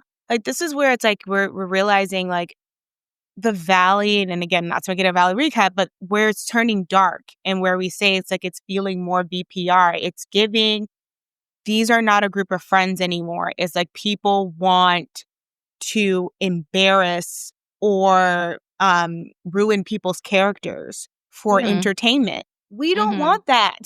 No. We do not want to see, like, we don't want to see the destruction of Paige and Craig's relationship. We don't want to see the destruction of Lindsay and Carl's relationship. All we need is conflict and resolution. We do not need you guys ruining each other's lives. That's where it gets super icky. And it's like, for some reason, they have it in their heads, this is what we want. And it's like, it doesn't make sense to me. Or it's like, I want to protect my partner so bad to show a perfect picture but ruin somebody else's life because I'm protecting my partner. Yeah.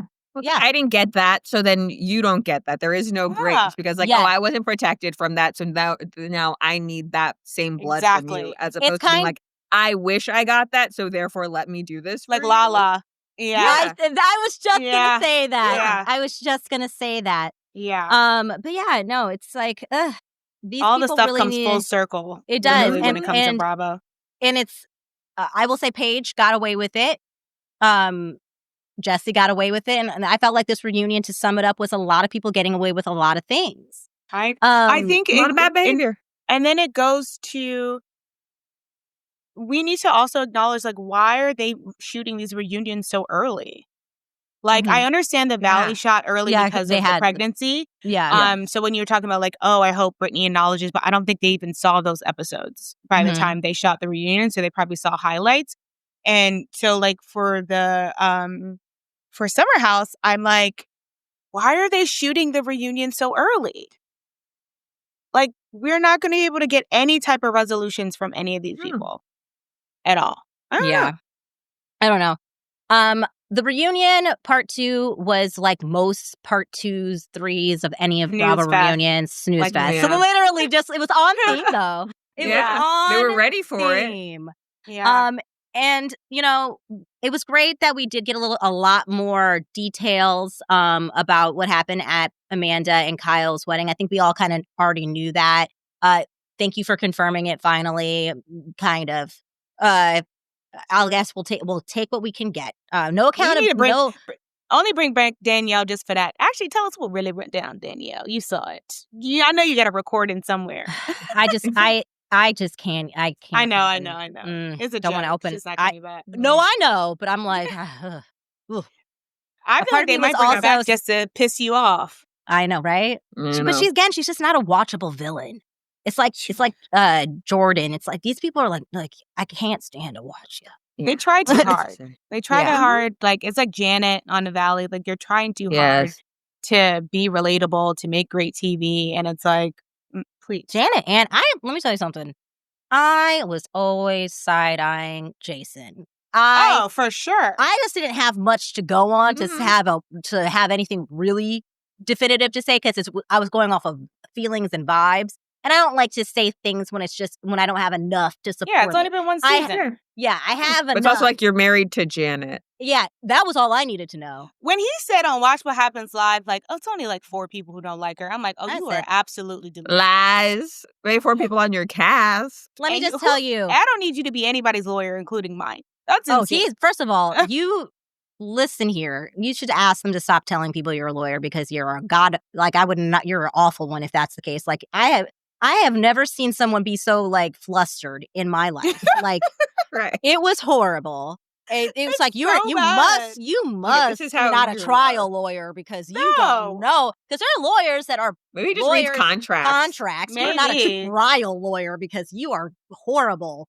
You must have been horrible at a mock trial and when you were in law school. Oh my Like, God. God Flustered and damn. everything. You're right. Like that man had no retort Didn't take or much. anything for anything. Like But that. he also, this is why we can't take them seriously because you guys, listen, what Danny did to Jasmine, it should never happen, period. Yeah. Mhm. And it's like, but then you're trying to bring up another part about him drinking when all y'all drink just as much. But then you guys sympathize Yeah. with Jax. Trying Like, to turn this it is into where him you're having like not an adding up. alcohol problem. And- Exactly. and- you were mad and at then- Danny, but not Jax. And Meanwhile, Jess- you're having and phone calls with Jax in rehab. saying that you're taking full accountability, which is not for you to say, by the way. No. And it's not Jason. true, It's not true because I was fucking But- listening to the conversation. One, but also 'cause not your all- place. I speak Jax, and the thing is, it's not that I don't think that Jason got it. I think that Jason absolutely knew that he was full of shit, but Jason is just as bad as all these other guys on Yes. Bravo. But he has this cookie cutter, like little, like, oh, look at me. Like, bitch, I see through it. I've been seeing through it because one, I always found it particularly weird how much Jax liked you. Jax Taylor only likes Mhm. people that serve him. Mhm. And so I didn't know what it was going to be that he had on you, but I knew he had something on you. And now, thank you to ooh, I just spit because it got me flapping my gums. Worked up. Lapping my gums. Flapping my gums. But like now Kristen gave me the thing, and it is the ring thing. And I know that's why he's bending over backwards to drive that man to rehab, Jason driving Jax to rehab. And he's bending over backwards to push Jax's redemption arc because like everybody on VPR, we've seen this in the past, they protect each other because they have dirt on each other. And that's how this all always works. Yep. They always do that because that's why they have, Jax is not an idiot. You think that Jax, I absolutely started that boys chat. You know why? Because he's going by his old playbook. Get them talking. Get them feeling comfortable. Say all the horrible things you've done so I can use this against you. Okay? Like, so I can have the blackmail. You can't get rid of me because I have too much on you. And I just know that's what Jason is hiding something because the way he got so scared. What did Kristen say? Like, what does Kristen know? Yeah. Sir, if you didn't do anything, you wouldn't be so scared. Rip the Band-Aid off.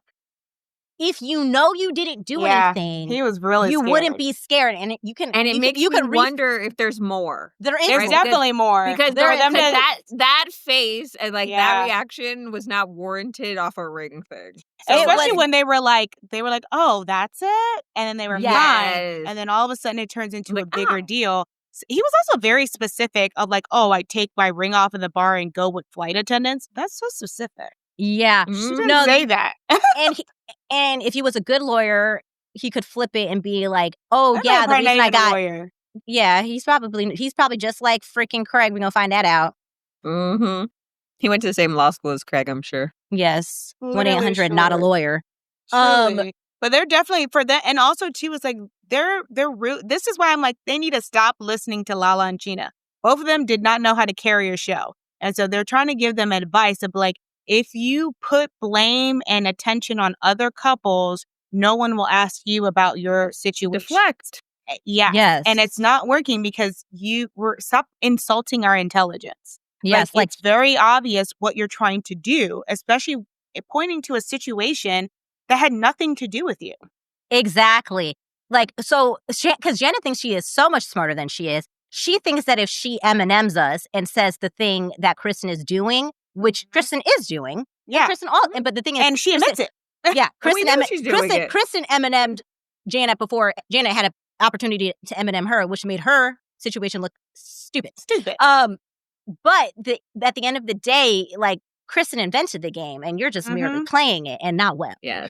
Not well at all, honey. Somebody made a point that like outside of like Kristen's case with Faith and like before she got like the moment Kristen got backhanded is when Kristen stopped lying. She's always been speaking the truth since. And then I somebody agree also with that. She slapped the sense Slapped and it the out of literal her. It's like, truth it's not into her. It's not even worth it. And then somebody apparently, Like, never again. one thing Like, that you can see the stars in Kristen's, oh, shit. Kristen Yes. said never again. yes, and people were starting to say like two people that you can believe on Bravo is Lindsay and Kristen.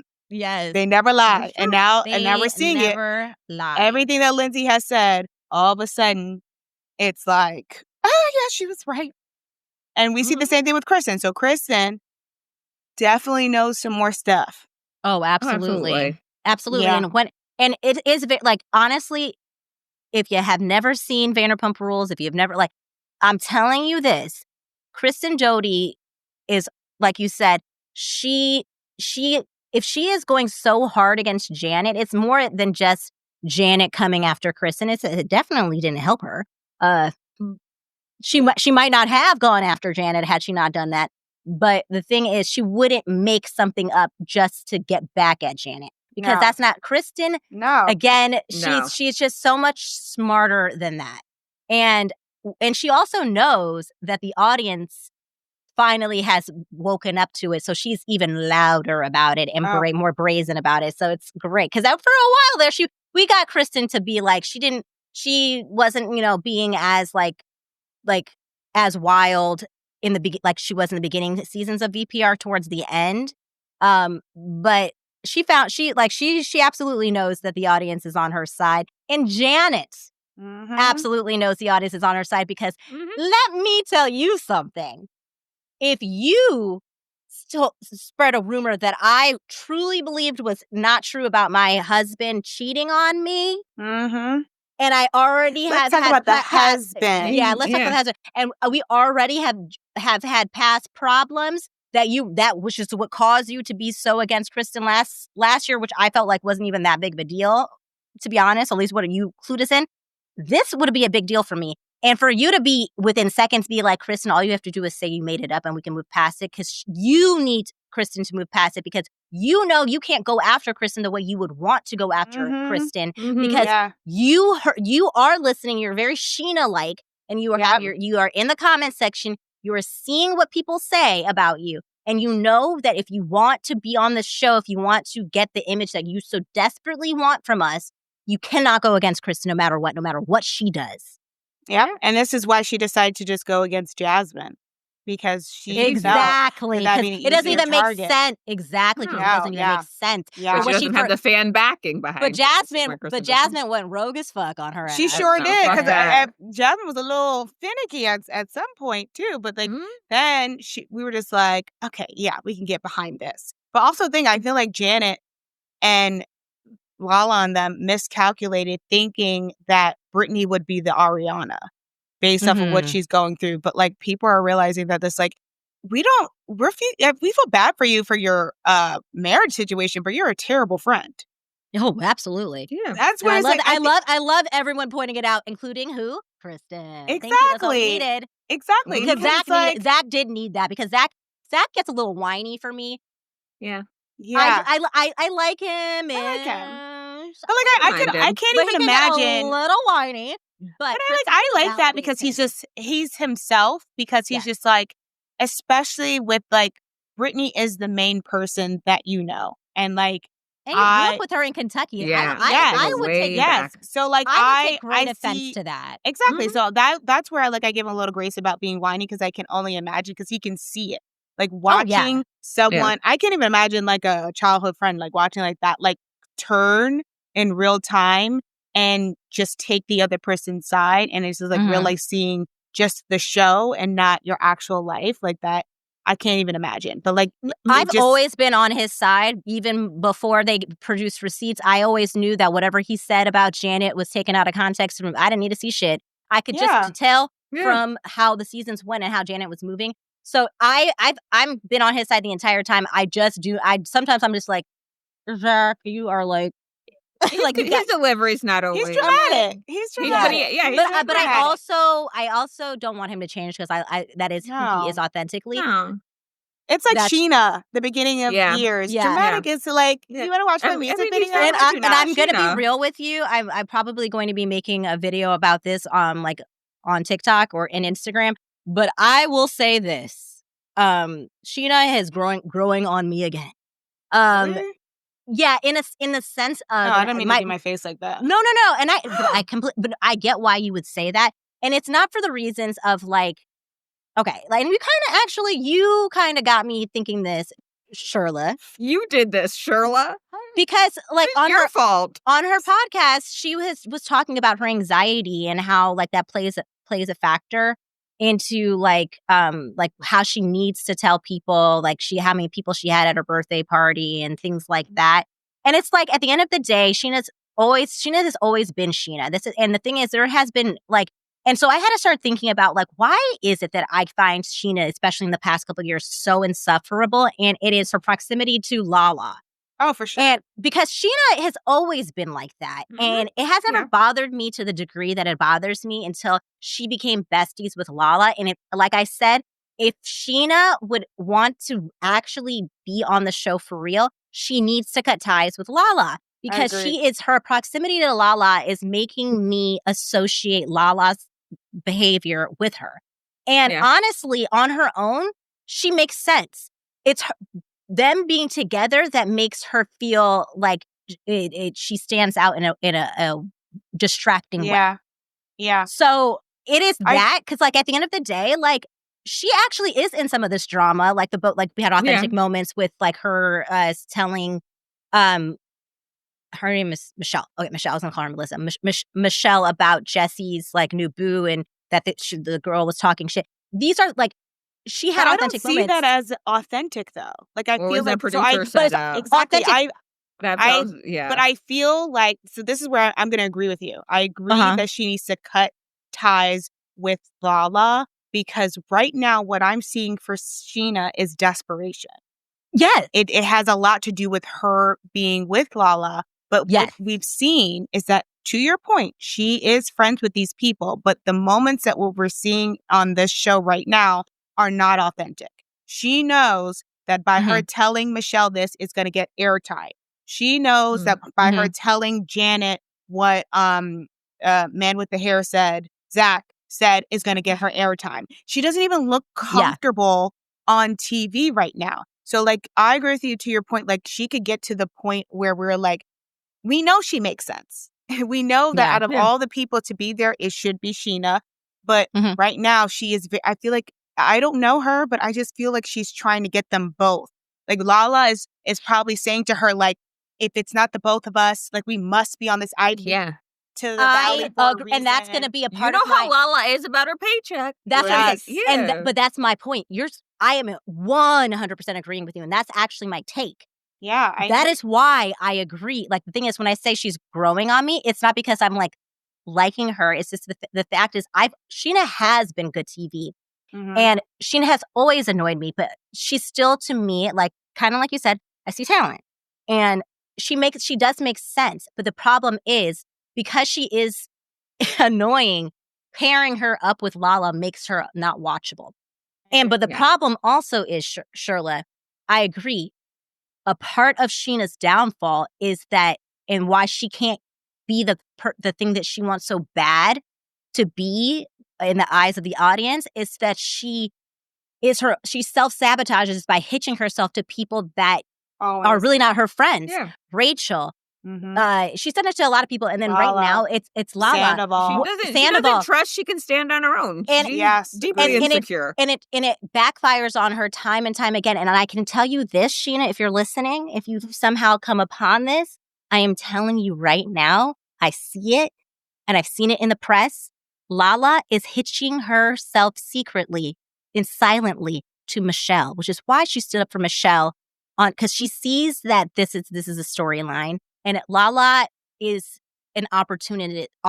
She always has been. Yes. She jumps from friend group to friend group to friend group based upon who is hot, who is popular. Once you are not popular, and Sheena, you are not popular. No. You are going to be stepped on to the next. And although Michelle is not popular, her storyline she has. And that's why Sheena needs to wake up. Yeah. Wake She's up. doing it. Lala's doing it in the press with Kristen. Now all of a sudden you want to forgive Kristen Apologizing for to a Kristen. non-issue that's happening because you see the audience on her side and you notice that the audience is not on Janet's side. The audience is honestly not even on Brittany's side.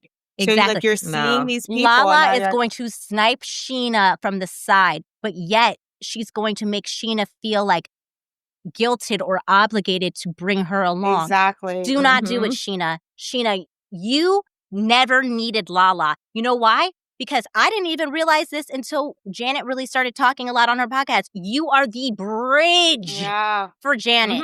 Yeah. You don't need anyone else. We could would make so much sense for you to be on the show because the whole reason Janet is in this group is because she met you. Correct. Okay? Yeah. Correct. So let that Lala bitch go. She will backstab Don't you. let her guilt trip you just because she wanted to buy a house in the valley. Like we said, you wanted to buy that house in the valley so you could be on the show. But she wanted to say that, no, that wasn't the truth. We know why you bought that house. So, like, Sheena, listen to Pia. Branch out, because you can even feel it when the scenes that Lala is not even in. She just has this, because in her mind, she's probably thinking, okay, the audience is not really liking Lala. So if I get on the show, I can then still bring her on as a friend. We can have scenes together. And it's like, girl, you're not understanding that we can see the desperation on your face because of that.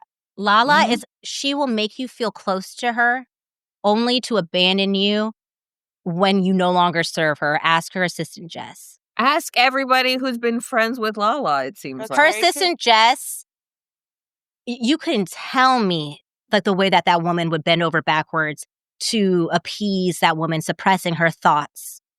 And she didn't even give her the decency. Gross. And we finally eventually find out from Lala on her podcast that it was because Jess wanted to grow, and Lala can't have that. No. She's okay when you are underneath her. But the moment you start to go above her, she doesn't like it. And she's also said on her podcast that really the only loyalty she ever will have is to her family.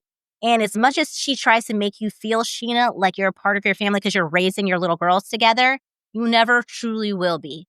No. Lala is only interested in what serves Lala and nothing else. Because to Jaleeza's point, when Sheena was pregnant, Lala cut her off. That's right. So, well, and even why? Even with the Mean Girls back on Vanderpump Rules Day, she's done this to Sheena multiple times. Multiple times. Like when Stassi and Katie and Kristen were okay finally being her friend on VPR, she dropped Sheena and Ariana then too. Like that's true. Lala and Sheena have a track record of this, and so the fact that Sheena continues to fall for it and be like, it's literally on the Lala's my bestie again, how many times does she have to burn you before you realize she is not your real friend? She is. She only became your friend again because she had no one. Yeah. When she had no one. Done. She has no job prospect. But even before that, very clear. The moment that she became Sheena's new bestie was when her and Randall separated and she was kicked out of that house. She said she likes to say that she walked out. Kicked. But that was never your house. She was never on the deed. She was never on the deed. She was merely a guest. And she needed someone to help her. Mm-hmm. So honestly, all she has been doing is pretty much reserving her energy to build herself back up so she can then backstab you and do her own thing. Yeah. Okay? Agreed. Because you're Don't very let correct. her. Don't let her. Pia, being like, I feel like if Sheena would have came on the Valley by herself, everybody would have been more accepting. But the fact that they introduced that, and again, it goes back to Bravo. This is why I can't trust them. Because they would know that. They of the audience and ourselves, we're not stupid. We saw the destruction of VPR at the hands of Lala. And we still were like, Sheena is just an idiot to follow Lala. But she's grown, she can do what we want. But we can make sense of her moving to the Valley because she's actually friends with them. So we can accept that. And even Schwartz. Yeah. Schwartz we can accept. But then they still just don't listen. They're just like, we can't get rid of Lala. So maybe if we introduce Lala with Sheena, the audience would accept them. And it's like, no, you don't listen. No. No. It's just going to drag Sheena down. Like, Exactly. Sheena doesn't And have I- enough. like, to, now we don't want the both pull of them. Lala up. Even that moment that Lala had with Jesse telling him off, no, everyone was like, didn't we already do this like 2 episodes ago? I'm like, I don't. Like, I'm not even can't sure why find we're the still care. talking about this. And it's just like, it's also too, like, what if people are watching The Valley for the first time? They're like, girl, who are you? Yeah, like, no one cares. Yeah. Like, Somebody yelling. and that's why Jesse's, like, it was actually embarrassing because Jesse was like, oh, he immediately clocked, oh, I see. Yeah, he's You were like, trying okay. to use me as a vessel.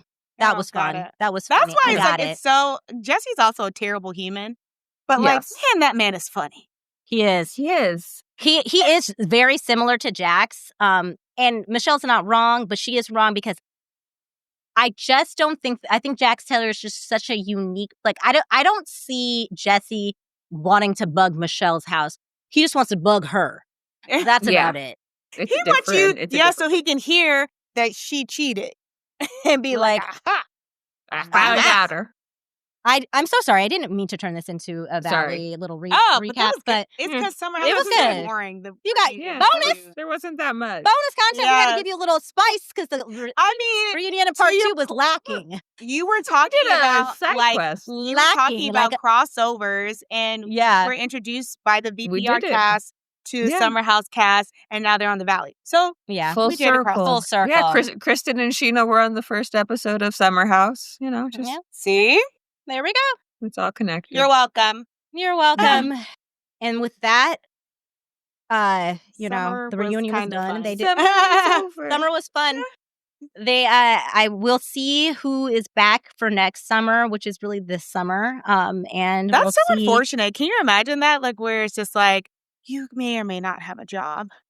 Yeah, You're just waiting. that's always the horrible thing about the Bravo shows. It's like you can have been such a great and integral part of making a series or a franchise like what it is, a la VPR, and then you just get kicked off your own fucking show, like an all-purpose. Like that is fucked up. Like you and I think Ariana may have said this when she was interviewed, or I don't know, somebody from VPR said it. It's like, and maybe it was Sheena actually. It's like, it's one thing to like, make your own show in like end hours, but you're taking what we built and then erasing us, but keeping it Yeah. and with new Yeah, people. that's Like that tough. doesn't work like Yeah. that. And I honestly I agree with that. truly don't think it's going to work. If they were going to do No. that, which is, I know they kind of had plans of this, but it got fucked up with the whole, scandal with Stassi and Kristen and, everybody else when they got fired, when all their like racially insensitive, just racist rants came out. And they had that weird season where they had way too many people on the cast because they were going to like do the Valley with Yeah. the OG cast and then integrate these new group of servers, and it was supposed to be a transition thing. But that never happened because, what happened. It's not going to work. You would have had to do that then, and we missed the boat on that. So I think that we should have That's just why they're ended not it. smart. It's gonna be like the Literally. Roni reboot. Yeah. Yes. Where it's just And they like- still trying so hard to make that work. I know, but they do have some breakout. Like Jessel's a star, so they had to. Like, Oh, I feel- love Jet. Yeah. Yeah. They had to figure out just like I don't know why they could like instead of calling it Roni, like why don't they do it kind of similar? I actually watched the first episode of Next Gen, and I did too. yeah, like I Oh, I found it haven't yet. interesting. I was like, I found it very interesting. Yeah, so I'm like, why very don't- excited like, for this? to your point, and to Sheena, whomever said that, stop trying to keep a system or formula or a show and just have a completely new cast. Get a Mhm. different show. Get a Turn different into show. something. Yeah. Go like Yeah. Ladies of London-esque. Make it. Set it. Like do something different. We don't 'Cause have I do to. want to see these call it wealthier VPR. people in New York. Like I feel like I Yes. want to see who Jessel's hanging out with. Like I don't Yes. need her to be forced hanging out with these people. She Yeah. Doesn't have to definitely, be called Roni.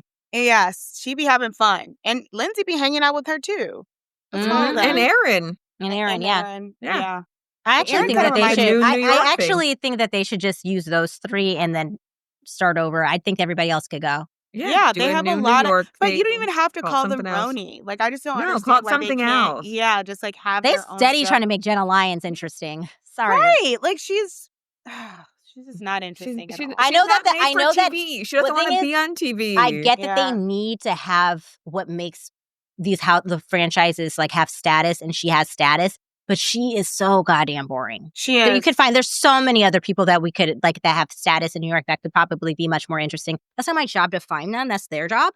I feel like we have done so much and have gotten no compensation for them. All the free advice that on this podcast, like, but like literally, I feel like Big Red and Bring It On, like, hello, like I gave you, like just fucking take it. Yeah, like they're not. I don't understand why they're not realizing that they have the formula. Find groups of friends. When you try to force people together, like all the best housewives shows, they were all connected and friends. Exactly. And then everybody knows that, yet they continue to go against it. And that's how the shows just stop reinventing the wheel, bitch. Yeah. All right. Ugh, I'm exhausted. Yelling at them. God, let me clock out. At Bravo. I know. Our second job. Like unpaid internship, which is illegal now. Truly. But this has been a blast. I am interested to see if any of my predictions come to fruition. I hope so, because we need some entertainment, and we need you. It looks grim, like Shirla's point. I have to agree with you too. Like if we're going off of the track record, Bravo doesn't have a good one. So we'll see. But we shall see. We shall see what happens. And we'll still be watching. We're gonna take a page. We're gonna take a page because even people are saying they're like, oh my God, getting rid of Paige is making it go downhill. I'm like, I think it opens them up, to your point, to a new opportunity. They do it right. Yeah. Oh, well, don't say that, because so let's see. Well, it's true. Yeah, it's true. But like we said at the top of this is it's the end of Summer House, but it's not the end of summer, because these three bombshells are going to be entering the villa. And we are going to, in 2 weeks, start doing a recap. Again, and not going to be as detailed as these episodes, because there are 5 episodes in a week. But we're just going to pretty much do an overview of what happened that week on Love Island USA, our thoughts of the contestants, predictions, and much, much more. We're gonna have it's chat. all going to be going down in Can't Fiji. wait to have a little chat. We're gonna have a chat. And don't forget, you're a part of our chat. You're a part of our group chat. Yeah. And we want to hear from you. Meet us in Soul Ties. Exactly. Ooh, yeah. They got speakeasies now in their house. Photo booths. Yes. Love a photo booth. Oh, also, then the series last year got a spinoff. So yes, they're wrapping that up now too. But so there's a lot of opportunities for this group chat to be popping off, and we'll be taking those opportunities. And we want you to take that opportunity to let us know what you thought of Summer House Reunion Part 2. What your please, if there are things that you want us to talk about when we do get together to start recapping Love Island USA. You know where to find us. Like I said, you can always find Shirla on her Instagram, which is at Shirla Divine, and also her TikTok, which is Shirla Divine. Just add a 007 to it. Also, Jaleeza on Instagram, Jaleeza LH. Me on Instagram and TikTok, PSJV. And if you want to see the visual, because you just are dying to see these bombshells in 4K. you can go to the YouTube. All these dance moves. Exactly. All these facial reactions. You can especially see, when I went to Sheena. I know, like, ooh. All our jump scares Sheena. whenever Danielle's mentioned. You can watch it on YouTube at Pia Pops Off. And again, all of these will be listed in our show details below. But until then, I'm out of here. Bye. As we go now, we remember. I know that we remember all of the good times and all the bad times that we've had with Summer House this season. And I'm interested to know if some of the things that Shirla and Jaleeza and I talked about will happen with the future of Summer House. But only time will tell. So we'll have to check back in when the time is right, when they release the new cast. We'll definitely mention it because the group chat is still popping off. And Shirla and Jaleeza has have agreed to continue to pop off with all of their hot takes, commentary, and predictions with Love Island USA. So we will be joining Shirla and Jaleeza in the group chat in the next 2 weeks because I'm going to take a little bit of a hiatus because I'm getting married. Well, not yet, but I'm having my bridal shower back home in Michigan. So I will not be able to enter the villa with my group chat, my besties, until then. So in 2 weeks, we will be back with our group chat recaps. I do have a little bit of a bonus episode that I've been holding on for a rainy day, and it is still summer themed. I had the opportunity to have a one-on-one with a different Summer House cast member from a spin-off show, which was Summer House, Martha's Vineyard, and that was with Jordan. And I spoke to Jordan months ago, and I never posted the one-on-one because summer was just getting so intense with the actual Summer House recap that we were doing with the OGs that I was like, I don't know when, but I'm going to drop this when it makes sense, and it makes sense now. So while I'm away at my bridal shower, I'm going to drop that episode so you have some content while I'm away, and then we'll jump into Fiji. We'll jump into Love Island USA with Shirla and Jaleeza. So thank you again for listening. I look forward to seeing what you thought about Summer House Reunion Part 2, the final part, what your predictions are, if you agree with us, and if you're excited and have anything that you want us to talk about when it comes to Love Island when we do rejoin the group chat. Let us know in the comments. Send us a DM. You have all the information in the show details. But until then, oh, wait. What does Pia always say? Oh, yeah!